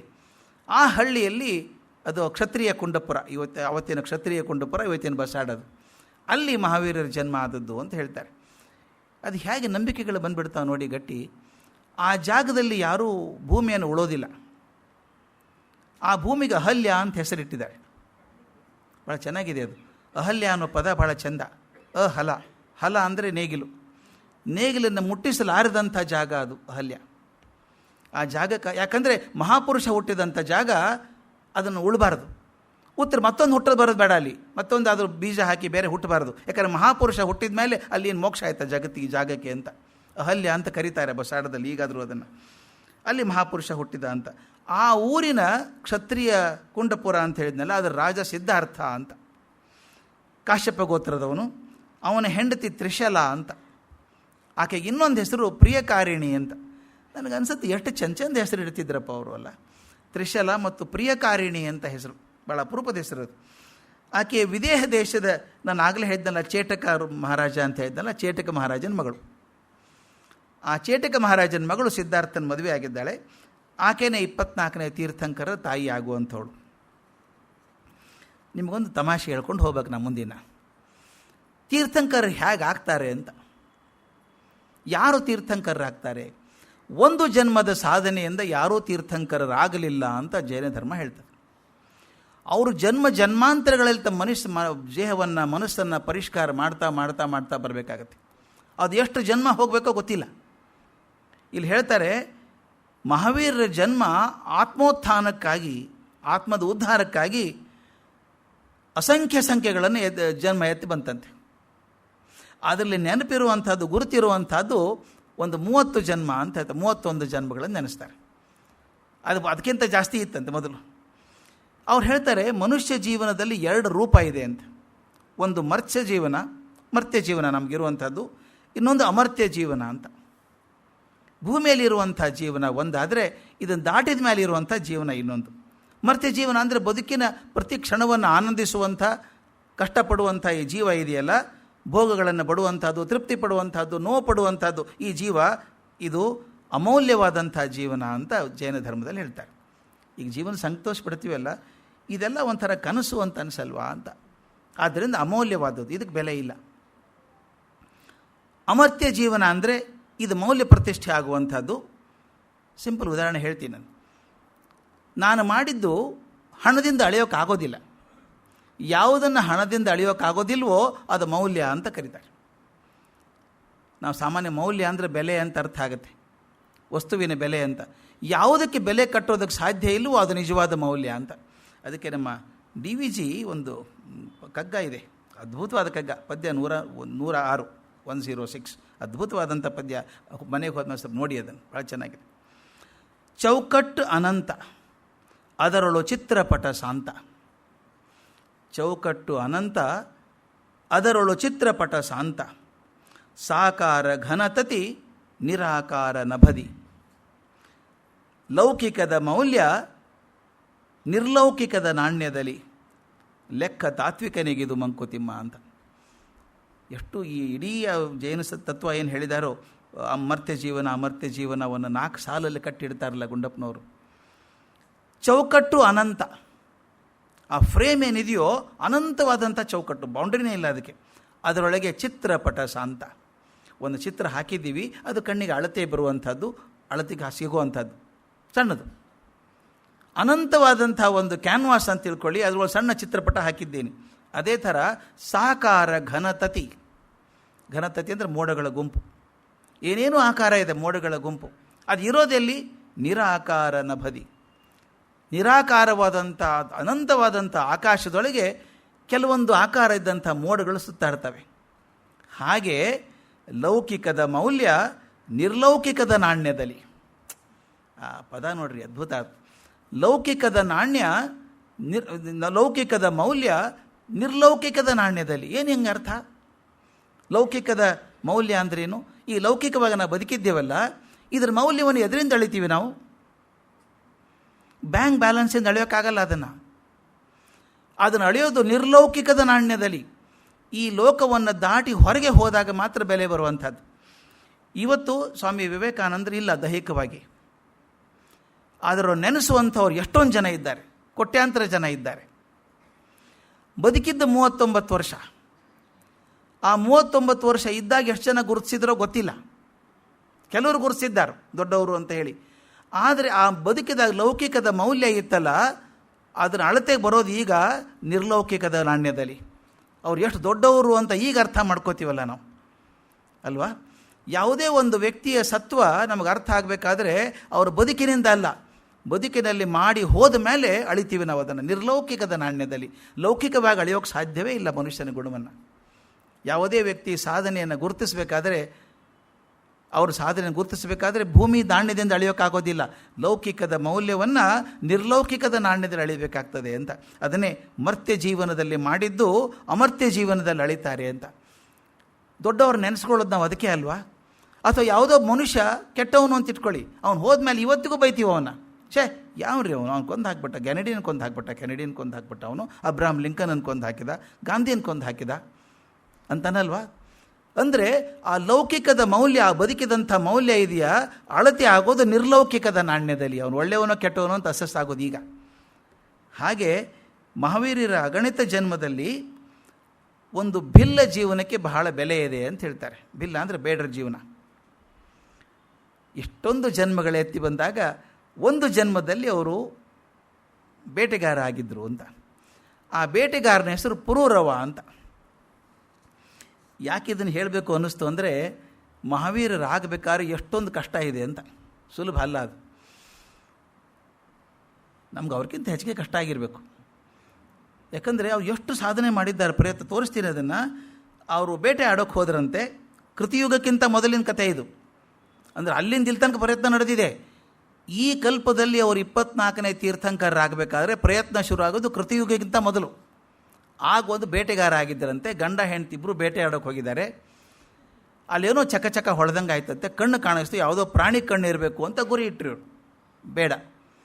ತಕ್ಷಣ ಹೆಂಡತಿ ಹೇಳಿದಂತೆ, ಬೇಡ, ಹೊಡಿಬೇಡಿ, ಅದ್ಯಾವುದೋ ವೃಕ್ಷ ದೇವತೆ ಇರಬೇಕದು, ಆ ಕಣ್ಣಿನ ಹೊಳಪು ನೋಡಿ, ಹೊಡಿಬೇಡಿ, ನೋಡೋಣ ಅಂಥೇಳಿ ಹಾಗೆ ಇಬ್ಬರು ಹೋಗಿ ನೋಡಿದರೆ ಒಬ್ಬ ಋಷಿ ಕೂತಿದ್ದಾನೆ, ಅಲ್ಲಿ ಮುನಿ ಕೂತಿದ್ದಾನೆ.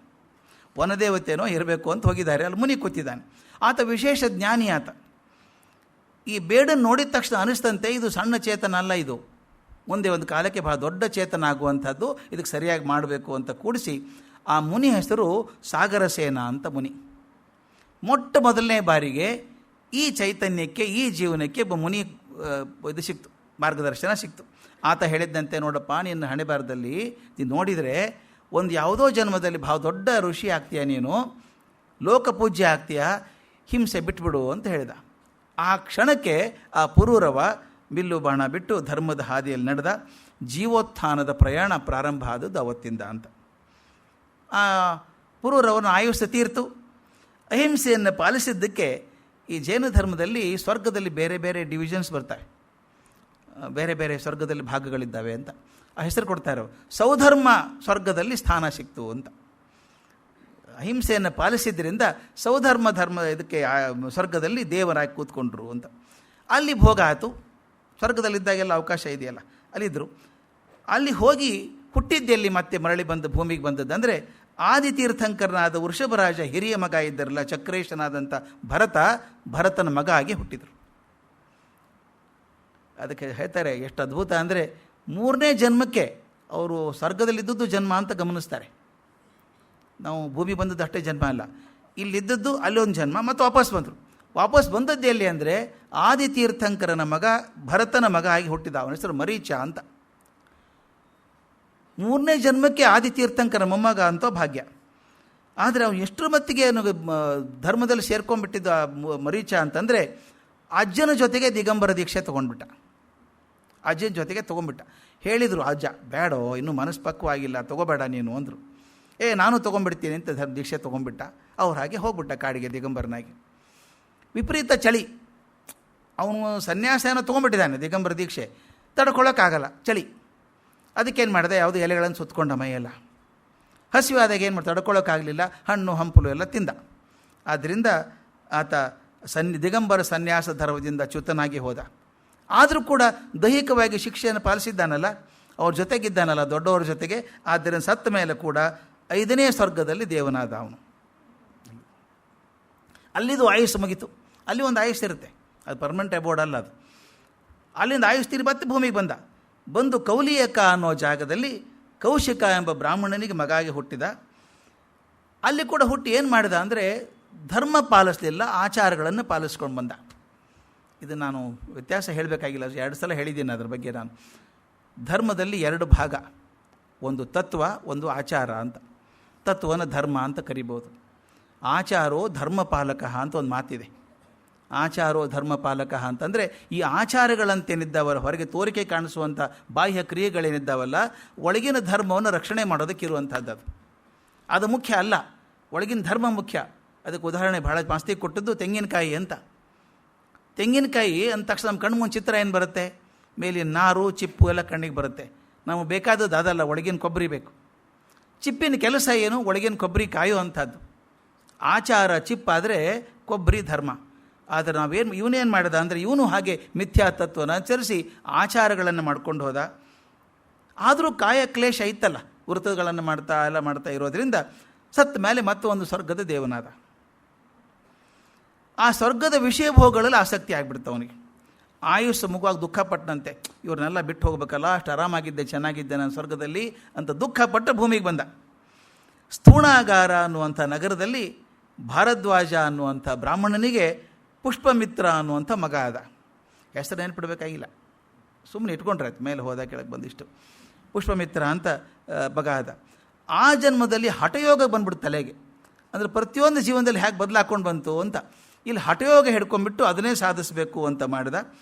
ಕೊನೆಗೆ ಸತ್ತ ನಂತರ ಮತ್ತೆ ಸ್ವರ್ಗದಲ್ಲಿ ದೇವತೆ ಆದಾಗ ಹಠಯೋಗ ಮಾಡಿರೋದು ಸ್ವರ್ಗದಲ್ಲಿ ದೇವತೆ ಆದ. ಹೀಗೆ ಸ್ವರ್ಗದಿಂದ ನೆಲ, ನೆಲದಿಂದ ಸ್ವರ್ಗ, ಪುಟಿಚಂಜನಂತೆ ಹೋಗೋದು ಕೆಳಗೆ ಆಯಿತು. ಅದಕ್ಕೆ ಹೇಳ್ತಾರೆ, ಭಾಳ ಚಂದ ಹೇಳ್ತಾರೆ, ನಿಜದ ನಿಲುವನ್ನು ಅರಿಯದವನಿಗೆ ಇದೇ ಗತಿ ಅಂತ. ಮೇಲೆ ಕೆಳಗೆ ಮೇಲೆ ಕೆಳಗೆ ಹೋಗ್ತಾ ಇರೋದು, ಒಂದು ನಿರ್ಧಾರ ಆಗೋದಿಲ್ಲ ಅಂತ. ಸ್ವರ್ಗದ ಕಾಲ ಮುಗಿದ ಮೇಲೆ ಮತ್ತೆ ಶ್ವೇತವಿಕ ಅನ್ನೋ ನಗರಿಯಲ್ಲಿ ಅಗ್ನಿಭೂತಿ ಎಂಬ ಬ್ರಾಹ್ಮಣನಿಗೆ ಅಗ್ನಿ ಸಹ ಅಂತ ಮಗನಾಗಿ ಹುಟ್ಟಿ ಸನ್ಯಾಸ ತಗೊಂಡ. ಮತ್ತೆ ಸತ್ತಿ ಸನತ್ ಕುಮಾರ್ ಸ್ವರ್ಗದಲ್ಲಿ ವಿಭೂತಿ ಪುರುಷ ಆದ. ಮಂದಿರ ಅನ್ನೋ ನಗರದಲ್ಲಿ ಗೌತಮನೆಂಬ ಬ್ರಾಹ್ಮಣನಿಗೆ ಅಗ್ನಿಮಿತ್ರನಾಗಿ ಮಗ ಹುಟ್ಟಿದ. ಮತ್ತೆ ಅಲ್ಲಿ ಸತ್ತು ದೇವನಾಗಿ ಅಲ್ಲಿಯೂ ಅಪಾರವಾದಂಥ ಆಯುಸ್ಸು ಹುಟ್ಟು. ಅಲ್ಲಿ ತೀರಿದ ಮೇಲೆ ಸ್ವಸ್ತಿಮತಿ ನಗರಿಯಲ್ಲಿ ಸಂಜಯ ಅನ್ನೋ ಬ್ರಾಹ್ಮಣನಿಗೆ ಭಾರದ್ವಾಜ ಅನ್ನೋ ಮಗ ಆಗಿ ಹುಟ್ಟಿದ. ಅಲ್ಲಿ ತ್ರಿದಂಡಿ ಸನ್ಯಾಸಿ ಆದ. ಅಲ್ಲಿ ಕೂಡ ಒಂದು ಚೂರು ಬಂತವ, ತ್ರಿದಂಡಿ ಸನ್ಯಾಸಿ ಆದ.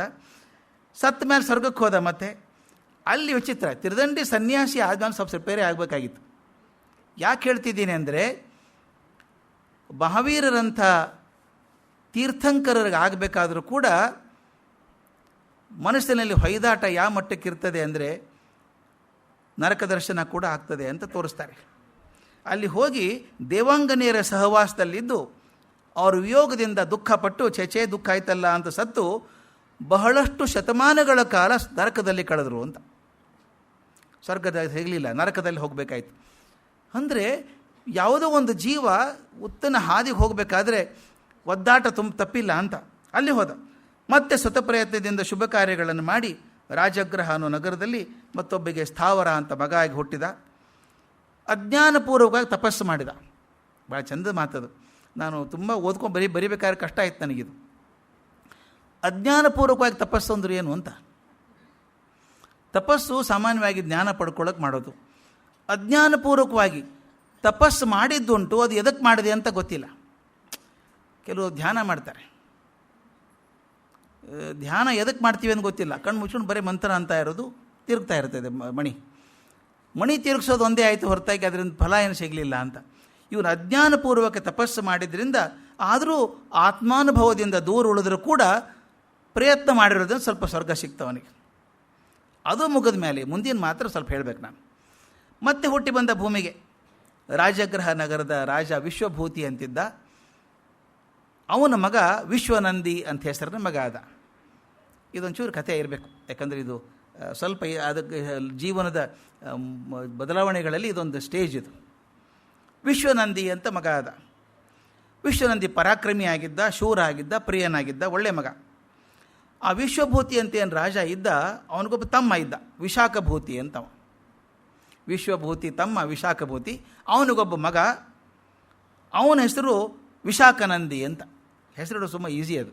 ವಿಶಾಖಭೂತಿ ಮಗ ವಿಶಾಖನಂದಿ, ವಿಶ್ವಭೂತಿ ಮಗ ವಿಶ್ವನಂದಿ. ಈ ಮಹಾವೀರ ಆಗಿದ್ದವ್ರು ವಿಶ್ವನಂದಿ ಆಗಿದ್ದವ್ರು. ವಿಶ್ವನಂದಿ ಚೆನ್ನಾಗಿದ್ದ. ಊರು ಹೊರಗೆ ಒಂದು ತೋಟ ಮಾಡ್ಕೊಂಡು ಅಲ್ಲಿ ಮನೆ ಕಟ್ಕೊಂಡು ಆರಾಮಾಗಿದ್ದ. ಯಾವುದೋ ದೇಶದ ರಾಜರು ದಾಳಿ ಮಾಡಿದ್ರಂತೆ ಇವನ ಮೇಲೆ. ರಕ್ಷಣೆ ಮಾಡಬೇಕು ಅಂತ ಸೈನ್ಯ ಕಟ್ಕೊಂಡು ಹೋಗಿ ಹೋರಾಡಿ ವಾಪಸ್ ಬಂದ. ಬರೋದ್ರೊಳಗೆ ಒಂದು ತಮ್ಮ ಇದ್ನಲ್ಲ, ಚಿಕ್ಕಪ್ಪನ ಮಗ ವಿಶಾಖನಂದಿ ಅಂತಿದ್ನಲ್ಲ, ಅವನ ಮನೆ ವಶಪಡಿಸ್ಕೊಂಡ್ಬಿಟ್ಟಿದ್ದಾನೆ. ತೋಟ ಮನೆ ತೊಗೊಂಡ್ಬಿಟ್ಟಿದ್ದಾನೆ. ತಮ್ಮನೇ, ಚಿಕ್ಕಪ್ಪನ ಮಗನೇ. ನೀನು ಯಾಕೆ ತೊಗೊಂಡಿದ್ದು, ನಂದೇ ಇದು ಅಂತ ಜಗಳ ಆಯಿತು. ಇವನಿಗೂ ಕೋಪ ಬಂತು, ಜಗಳ ಆಡಿದ್ರು, ಹೊಡೆದಾಡಿದ್ರು. ಕೊನೆಗೆ ಇವನು ಗೆದ್ದ. ಆದರೂ ಅಂದ, ಛೇ ಬಾಹುಬಲಿ ಹಾಗೇನೆ ಅದನ್ನು, ನಾನು ತಮ್ಮನಿಗೋಸ್ಕರ ಇದಕ್ಕೋಸ್ಕರ ಹೋರಾಡಿದ್ನ, ನೀನೇ ಇಟ್ಕೊಂಡ್ಬಿಡು ಮಾರಾಯ, ನೀನು ಇಟ್ಕೊಂಬಿಡು, ತೋಟ ಇಟ್ಕೊ, ಮನೆ ಇಟ್ಕೊ ಅಂತ ಬಿಟ್ಟು ಹೊರಗೆ ಬಂದುಬಿಟ್ಟ. ಬಂದು ಸನ್ಯಾಸಿ ಆಗಿಬಿಟ್ಟ. ಇವನು ಸನ್ಯಾಸಿ ಆದ ತಕ್ಷಣ ಅವನೊಬ್ಬನೇ ಸನ್ಯಾಸಿ ಆಗಲಿಲ್ಲ, ಚಿಕ್ಕಪ್ಪ ಇದ್ನಲ್ಲ ಅವನು ಸನ್ಯಾಸಿ ಆದ. ಇಬ್ಬರು ಹೋದರು. ಈಗ ಮಗನೇ ವಿಶಾಖನಂದಿನೇ ರಾಜ ಆಗಿಬಿಟ್ಟ. ಅವನು ಶಕ್ತಿ ಇಲ್ಲ, ರಾಜ ಆಗಿಬಿಟ್ಟ. ಶಕ್ತಿ ಇಲ್ಲದೆ ರಾಜ ಆದಾಗ ತೊಂದರೆ ಆಗ್ತದೆ, ರಾಜ್ಯಕ್ಕೂ ತೊಂದರೆ, ಅವನಿಗೂ ತೊಂದರೆ. ಪ್ರಜೆಗಳೆಲ್ಲ ಸೇರಿ ಗಲಾಟೆ ಮಾಡಿ ಅವನು ಹೊರಗೆ ಹಾಕಿಬಿಟ್ರು, ದೇಶಭ್ರಷ್ಟ ಮಾಡಿಬಿಟ್ರು. ಹೊರಗಡೆ ಬಂದು ಯಾವುದೋ ಒಂದು ಊರಲ್ಲಿದ್ದ.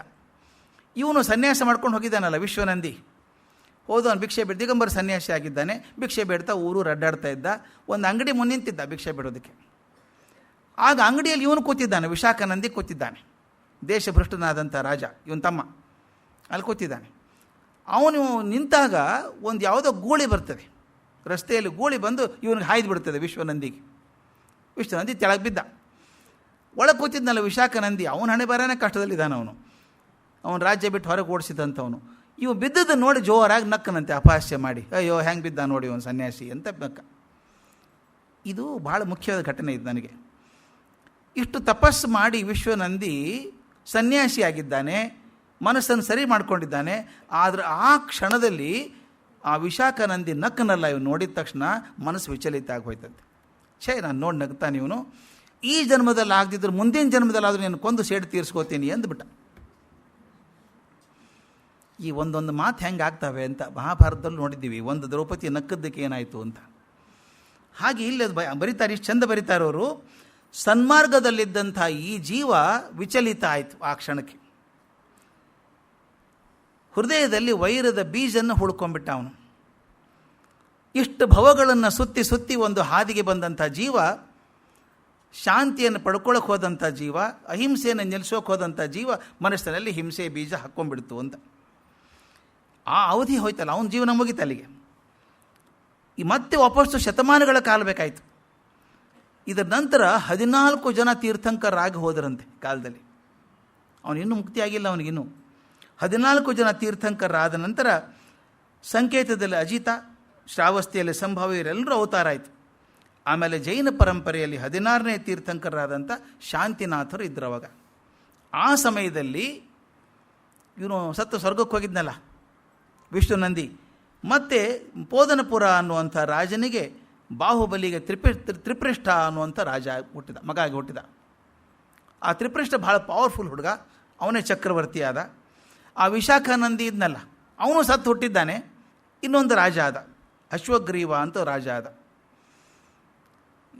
ವಿಚಿತ್ರ ಅನಿಸುತ್ತೆ ನನಗೆ. ಒಂದ್ಸಲ ತಲೆ ಬಹುಮಂದು ಹೋಗುತ್ತೆ ವಿಚಾರ ಮಾಡ್ತಿರ್ಬೇಕಾದ್ರೆ. ಏನು ಜನ್ಮ, ಎಷ್ಟು ಒದ್ದಾಡೋದಿದು.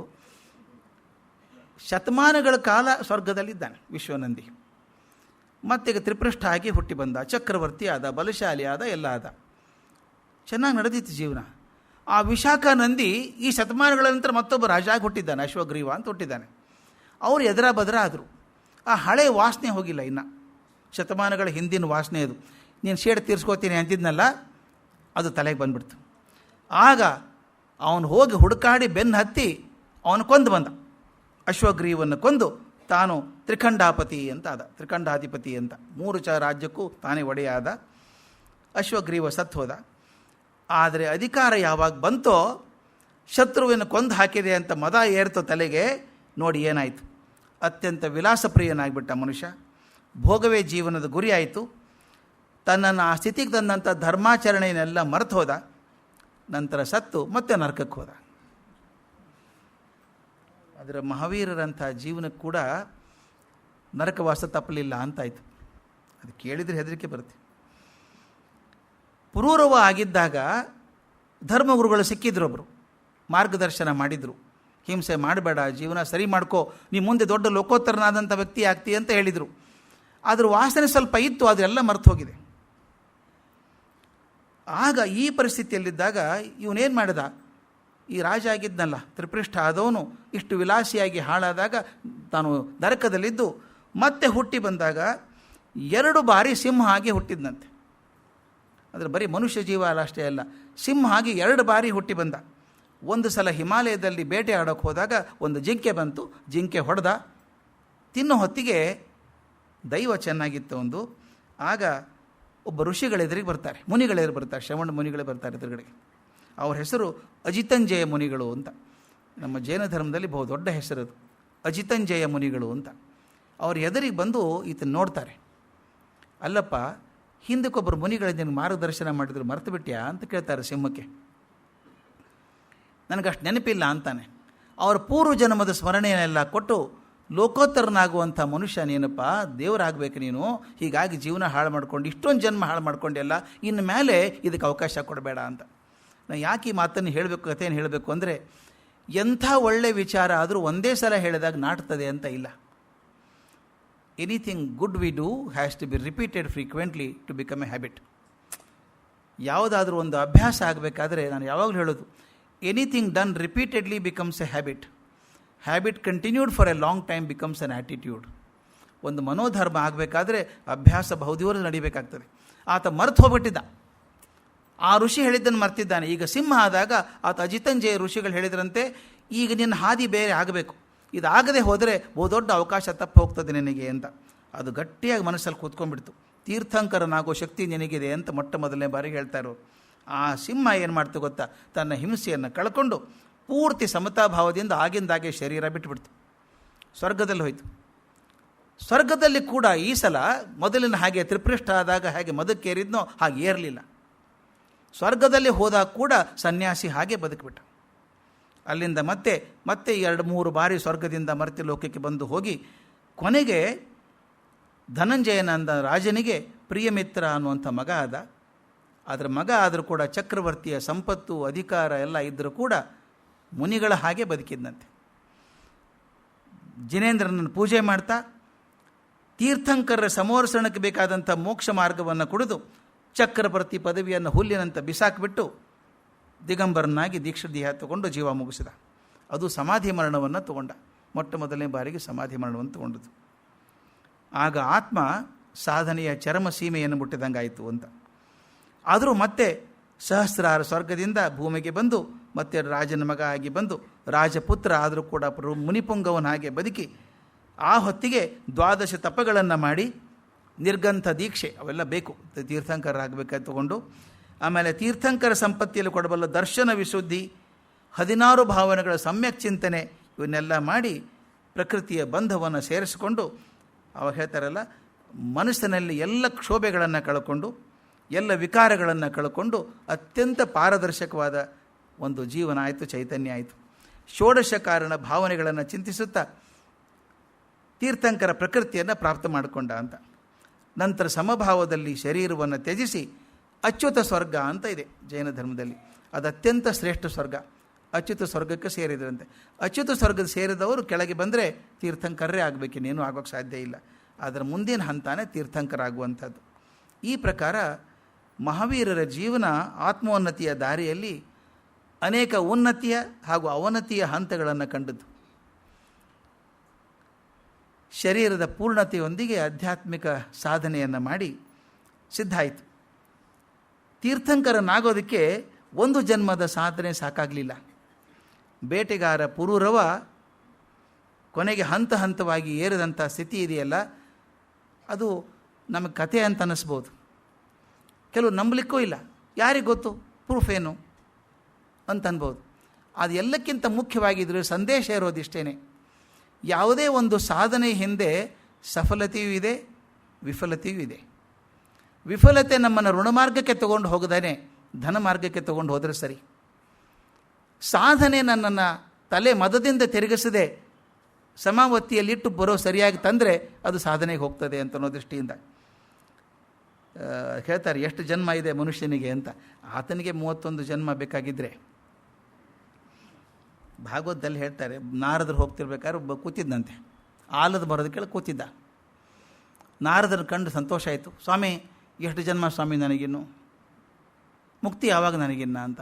ನಾರದ ನೋಡಿದ್ರಂತೆ, ಈ ಆಲದ ಮರದಲ್ಲಿ ಎಷ್ಟು ಎಲೆಗಳಿದ್ದಾವೋ ಅಷ್ಟು ಜನ್ಮ ನಿನಗಿದ್ದಾವೆ. ಅವನಂದ ಉಸಾಬರನೇ ಬೇಡ ಅಂತ. ಇನ್ನಿಷ್ಟು ಗುದ್ದಾಡ್ಕೊಂಡು ಎಲ್ಲಿರೋದು ನಾವು, ಏನಾಗ್ತದೆ ಆಗಲಿ, ಬೇಡ ಧ್ಯಾನನೇ ಬೇಡ ಅಂದ್ಬಿಟ್ಟು ಹೋಗ್ಬಿಟ್ಟ ಅವನು. ಮುಂದೆ ಹೋದರೆ ಒಂದು ಹುಣಸೆ ಮರದ ಕೆಳಗೆ ಒಬ್ಬ ಕೂತಿದ್ದ. ಅವನು ಕೇಳಿದ ನಾರದ, ಇನ್ನು ಎಷ್ಟು ಜನ್ಮ ಸ್ವಾಮಿ ನಂದು ಅಂತ. ಅವ್ರು ಹೇಳಿದಂತೆ, ಹುಣಸೆ ಮರದಲ್ಲಿ ಎಷ್ಟು ಎಲೆ ಇದ್ದಾವೋ ಅಷ್ಟು ದಿನ ಜನ್ಮ ಅಂತ. ಅವನು ಕುಣಿದಾಡೋಕ್ಕೆ ಶುರು ಮಾಡಿದ್ದಂತೆ. ಸಂತೋಷ ಆಯ್ತು ಸ್ವಾಮಿ, ಅಂತೂ ಒಂದು ದಿವಸ ಮುಗೀತದಲ್ಲ. ಹುಣಸೆ ಮರದ ಎಲೆ ಇದ್ದರು. ಇದು ನೋಡೋ ದೃಷ್ಟಿ ಇದು. ಆಲದ ಮರ ಕಮ್ಮಿ ಎಲೆ, ಹುಣಸೆ ಮರ ಹೋಲಿಸಿದರೆ. ಆಲದ ಮರ ಎಲೆ ಅಂದರೆ ಸಾಕಿ ನನ್ನ ಜ್ಞಾನನ ಬೇಡ ಅಂತ ಬಿಟ್ಟು ಹೋದವನು, ಹುಣಸೆ ಮರದಷ್ಟು ಎಲೆಗಳಿರುವಷ್ಟು ಜೀವನ ನಿನಗೆ ಬೇಕು ಅಂತಂದರೆ ಆಯಿತು, ಅಷ್ಟಾದರೂ ಕೊನೆ ಇದೆಯಲ್ಲ ಒಂದು ಅಂತ ಹೋದವನೊಬ್ಬರು. ಹಾಗೆ ಮಹಾವೀರ ಸ್ವಾಮಿ ಅವತಾರ ಕಲ್ಯಾಣ ಆಗೋದು ಸುಲಭದ ಕೆಲಸ ಅಲ್ಲ. ತೀರ್ಥಂಕರಾಗಬೇಕಾದ್ರೆ ಪರಿಶುದ್ಧಿ ಆಗಬೇಕಾಗ್ತದೆ. ಅದನ್ನೆಲ್ಲ ಮಾಡಿದ್ದು. ಜೈನ ಧರ್ಮದ ಪ್ರಕಾರ ಇದೊಂದು ಸ್ವಲ್ಪ ಹೇಳ್ತೀನಿ, ಭಾಳ ಮುಖ್ಯವಾದಂಥ ವಿಷಯ. ತೀರ್ಥಂಕರ ಆಗಬೇಕಾದ್ರೆ ಏನೇನು ಕ್ರಿಯೆ ಆಗ್ತದೆ ಅಂತ ದಾಖಲೆ ಮಾಡಿದ್ದಾರೆ. ನನಗೆ ಭಾಳ ಇಷ್ಟವಾದಂಥದ್ದು.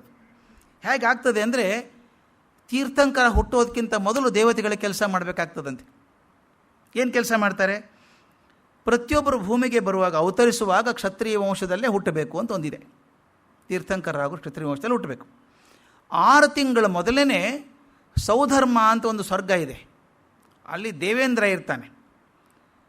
ಆ ಸೌಧರ್ಮೇಂದ್ರ ಅಂತ ಅವನ ಹೆಸರು. ಆ ಇಂದ್ರ ಕೆಳಗೆ ಬರ್ತಾನಂತೆ. ತೀರ್ಥಂಕರ ಹುಟ್ಟೋದಕ್ಕಿಂತ 6 ತಿಂಗಳ ಮೊದಲು ಬರ್ತಾನೆ. ತಾಯಿ ಆಗೋಳು ಯಾರಿದ್ದಾರೋ ಆಕೆ ಗರ್ಭವನ್ನು ಶುಚಿ ಮಾಡ್ತಾರಂತೆ ಅವರೆಲ್ಲ ಬಂದು.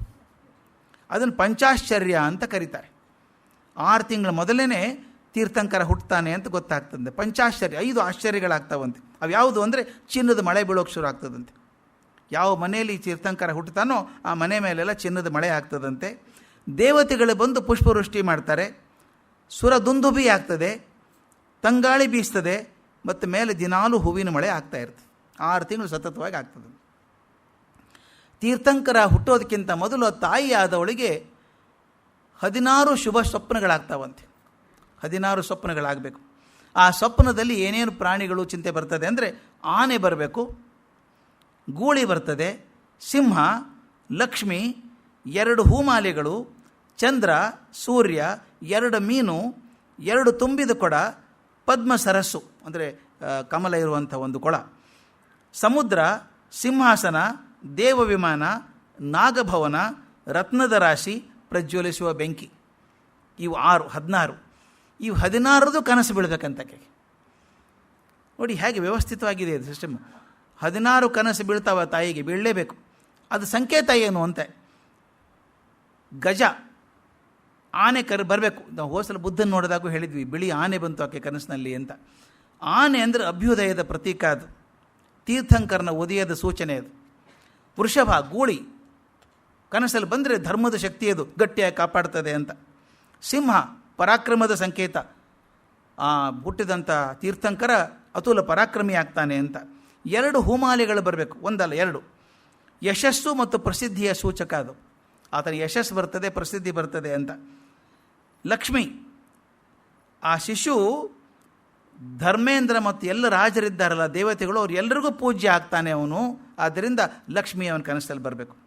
ಚಂದ್ರ, ಚಂದ್ರನಂತೆ ಜಗತ್ತಿನ ತಾಪವನ್ನು ಪರಿಹಾರ ಮಾಡ್ತಾನೆ ಅನ್ನೋದಕ್ಕೆ. ಸೂರ್ಯ ಅಂದರೆ ಅಜ್ಞಾನವನ್ನು ಕರಗಿಸ್ತಾನೆ ಅನ್ನೋದಕ್ಕೆ. 2 ಕಲಶಗಳು ಅಂದರೆ ಅಕ್ಷಯವಾದ ನಿಧಿಗೆ ಒಡೆಯನಾಗ್ತಾನೆ ಅಂತ. 2 ಮೀನುಗಳು ಅಂದರೆ ಸುಖ ಮತ್ತು ಸಮೃದ್ಧಿಯ ಸಂಕೇತಗಳು. 2 ಮೀನುಗಳು ಬರಬೇಕು. ಪದ್ಮ ಸರೋವರ ಅಂದರೆ ಆತ ತುಂಬ ಸಂವೇದನಾಶೀಲನಾಗಿರ್ತಾನೆ, ವಾತ್ಸಲ್ಯ ಭಾವದಿಂದಿರ್ತಾನೆ ಅಂತ. ಸಮುದ್ರ ಕಣ್ಮುಂದೆ ಬಂದರೆ ಆತ ಸಮುದ್ರನ ಹಾಗೆ ಗಂಭೀರವಾಗಿರ್ತಾನೆ. ಸಿಂಹಾಸನ ಅಂದರೆ ಪ್ರಭುತ್ವದಲ್ಲಿ, ಜ್ಞಾನದಲ್ಲಿ, ತ್ಯಾಗದಲ್ಲಿ, ವಿರಾಗದಲ್ಲಿ ಆತ ಪ್ರಭುವಾಗಿರ್ತಾನೆ. ದೇವ ವಿಮಾನ ಅಂದರೆ ಬಾಲಕನನ್ನು ಪೂಜೆ ಮಾಡೋದಕ್ಕೆ ದೇವತೆಗಳೇ ಬರ್ತಾರೆ, ಅದಕ್ಕೆ ದೇವ ವಿಮಾನದಲ್ಲಿ ಬರ್ತಾರೆ ಅಂತ. ಹುತ್ತ, ನಾಗೇಂದ್ರ ಭವನ ಅಂದರೆ ಹುತ್ತ, ಅವಧಿ ಜ್ಞಾನಿ ಆಗುವ ಸೂಚನೆ. ಹುತ್ತ ಇದೆಯಲ್ಲ, ಅತ್ಯಂತ ಅವಧಿ ಜ್ಞಾನ ಅಂದರೆ ಅತ್ಯಂತ ಶ್ರೇಷ್ಠ ಜ್ಞಾನ. ಆ ಜ್ಞಾನ ಪಡ್ಕೊಳ್ತಾನೆ ಅನ್ನೋದಕ್ಕೆ ಹುತ್ತ ಕಣ್ಮುಂದೆ ಬರಬೇಕು. ರತ್ನ ರಾಶಿ, ಈ ಪದ ಬಹಳ ಮುಖ್ಯ ಜೈನ ಧರ್ಮದಲ್ಲಿ. ತ್ರಿರತ್ನ ಅಂತ ಕರೀತಾರೆ. 3 ರತ್ನಗಳು. ಒಂದು ಸಮ್ಯಕ್ ದರ್ಶನ, ಸಮ್ಯಕ್ ಜ್ಞಾನ ಮತ್ತು ಸಮ್ಯಕ್ ಚಾರಿತ್ರ. ಈ 3 ರತ್ನಗಳು ಅಂತ. ಈ 3 ರತ್ನಗಳ ರಾಶಿ ಕಾಣಿಸ್ತದಂತೆ. ಪ್ರಜ್ವಲಿಸುವ ಬೆಂಕಿ ಅಂದರೆ ತೀರ್ಥಂಕಲ ತನ್ನ ಸಕಲ ಕರ್ಮಗಳನ್ನು ಸುಟ್ಟು ಭಸ್ಮ ಮಾಡಿ ಮುಕ್ತನಾಗಿದ್ದಾನೆ ಅನ್ನೋದು ತಿಳಿಸೋದು. ಈ 16 ಸ್ವಪ್ನಗಳು ಕಾಣಿಸಿದ ನಂತರ ಅವು ಸೌಧರ್ಮೇಂದ್ರ ಇದ್ದಾನಲ್ಲ, ದೇವತೆಗಳು ಬಂದು ಆ ತಂದೆ ತಾಯಿಯರನ್ನ ಕೂಡಿಸಿ ಅವರಿಗೆ ಅಭಿಷೇಕ ಮಾಡಿ, ನಂತರ ದೇವಲೋಕದ ಸ್ತ್ರೀಯರು ಆ ಹೆಣ್ಮಗಳ ತಾಯಿ ಜೊತೆಗಿರ್ತಾರಂತೆ. ಇದ್ದು ಶುಶ್ರೂಷೆಗಿರಬೇಕು. ಅದನ್ನು ಉತ್ಸವವನ್ನು ಸುರಲೋಕಾವತಾರೋತ್ಸವ ಅಥವಾ ಗರ್ಭ ಕಲ್ಯಾಣ ಅಂತ ಕರೀತಾರೆ. ಇದನ್ನು 6 ತಿಂಗಳ ಮೊದಲು ಮಾಡಬೇಕಾದಂಥ ಕೆಲಸ ದೇವತೆಗಳು ಮಾಡ್ತಾರೆ. 9 ತಿಂಗಳಾದ ಮೇಲೆ ತೀರ್ಥಂಕರನ ಜನ್ಮ ಆಗ್ತದೆ. ಆದ ತಕ್ಷಣ ಸೌಬಂಧರೆ ಮತ್ತೆ ಬರ್ತಾನೆ, ಅವನು ಸೌಧರ್ಮೇಂದ್ರ ಬರ್ತಾನೆ, ದೇವತೆಗಳ ಭೂಮಿಗೆ ಬರ್ತಾರೆ. ಆಗ ಇಂದ್ರನ ಅಪ್ಪಣೆಯ ಮೇರೆಗೆ ಇಂದ್ರಾಣಿ ಇದ್ದಾಳಲ್ಲ, ಆಕೆ ತೀರ್ಥಂಕರನ ತಾಯಿಗೆ ಮಾಯೆಯಿಂದ ನಿದ್ರೆ ಬರೆಸ್ಬಿಡ್ತಾಳೆ. ಮಗು ಹುಟ್ಟಿದ ತಕ್ಷಣ ಮಾಯೆಯಿಂದ ನಿದ್ರೆ ಬರೆಸ್ಬಿಟ್ಟು ಆ ಹುಟ್ಟಿದ ಮಗುವನ್ನು ಎತ್ಕೊಂಡು ಹೋಗಿ ಇಂದ್ರನಿಗೆ ಕೊಡ್ತಾಳೆ. ಅದು ವ್ಯವಸ್ಥೆ ಸಿಸ್ಟಮ್ಯಾಟಿಕ್ ಹೆಂಗಿದೆ ನೋಡಿ ಪ್ರೊಸೀಜರು. ಆ ಇಂದ್ರನ ಕೈಯಲ್ಲಿ ಕೊಡ್ತಾಳೆ. ಆತ ಐರಾವತದ ಮೇಲೆ ಕೂತ್ಕೊಂಡು ಹೋಗಿ ಮೇರು ಪರ್ವತದ ತುದಿ ಮೇಲಿರುವಂಥ ಪಾಂಡುಕ ಶಿಲೆ ಅಂತಿದೆ ಅಂತೆ, ಅರ್ಧಚಂದ್ರಾಕೃತಿಯ ಶಿಲೆ ಇದೆ ಅಂತ ಇದರಲ್ಲಿ ಪಾಂಡುಕ ಶಿಲೆ ಮೇಲೆ ಕೂಡಿಸ್ತಾನೆ. ಅಲ್ಲಿಯ ಮಗುವನ್ನು ಪೂರ್ವಮುಖ ಮಾಡಿ ಕೂಡಿಸಿ ಕ್ಷೀರಸಾಗರದಿಂದ ಹಾಲನ್ನು ತರಿಸಿ 1008 ಕೊಡ ಹಾಲನ್ನು ಅಭಿಷೇಕ ಮಾಡ್ತಾರಂತೆ. ಮತ್ತು ಕಿವಿಗೆ ಚುಚ್ತಾರಂತೆ, ನಾಮಕರಣ ಮಾಡ್ತಾರೆ. ನಂತರ ಮಗುವನ್ನು ಮರಳಿ ತಾಯಿ ತಂದೆಯರಿಗೆ ಒಪ್ಪಿಸಿ ಒಂದು ಮಾಯಾ ಗೊಂಬೆ ಮಾಡಿಟ್ಟಿರ್ತಾರೆ ತಾಯಿ ಮಗಳು ಬೇರೆ ಮಗುನ, ಇದನ್ನು ತಂದಿಟ್ಟು ಅದನ್ನು ತೊಗೊಂಡು ಹೋಗ್ತಾರಂತೆ. ಅದನ್ನು ಜನ್ಮಾಭಿಷೇಕೋತ್ಸವ ಅಂತ ಕರೀತಾರೆ, ಜನ್ಮಾಭಿಷೇಕ ಕಲ್ಯಾಣ ಅಂತ ಕರೀತಾರೆ. ತೀರ್ಥಂಕರ ದೊಡ್ಡವನಾದ ಮೇಲೆ ಅವನು ಯಾವ ಕ್ಷಣದಲ್ಲಿ ವೈರಾಗ್ಯ ಬರ್ತದೆ ಅಂತ ಗೊತ್ತಾಗ್ತದಂತೆ. ಅದು ಭಾಳ ಚೆನ್ನಾಗಿದೆ, ಅದು ಯಾಕೆ ಒಂದು ಗೊತ್ತಿಲ್ಲ ಅದು ಯಾಕೆ ಹೇಳ್ತಾರೆ ಅಂತ. ಅಲ್ಲಿ ಮೇಲೆ ಕೂತಾಗ ಇಂದ್ರನ ಕುರ್ಚಿ ಅಲಗಾಡೋಕ್ಕೆ ಶುರು ಆಗ್ತದಂತೆ. ಇಂದ್ರನ ಕುರ್ಚಿ ಅಲಗಾಡಿದ ತಕ್ಷಣ ಅವ್ನು ಗೊತ್ತಾಗ್ತದಂತೆ ತೀರ್ಥಂಕರ ಈಗ ಸನ್ಯಾಸ ತಗೋತಾನೆ ಅಂತ. ಆ ಕಾಲಕ್ಕೆ ಮತ್ತೆ ಮರಳಿ ಬರ್ತಾರೆ ದೇವತೆಗಳು, ಹೂವಿನ ಗುಚ್ಛ ಹಾಕಿ ಅವನಿಗೆ ಸ್ವಾಗತ ಮಾಡಿ ಮೆರವಣಿಗೆಯಲ್ಲಿ ಕರ್ಕೊಂಡು ಹೋಗ್ತಾರೆ ಅಂತ ಈ ಪ್ರವೃತ್ತಿ ಇದು. ಅದು ಅದೇ ಆದೇಶ ನಮ್ಮ ಮಹಾವೀರರ ಜೀವನದಲ್ಲಿ ಹೇಗಾಯಿತು ಅನ್ನೋದನ್ನು ನಾಳೆ ನೋಡೋಣ. ನಮಸ್ಕಾರ.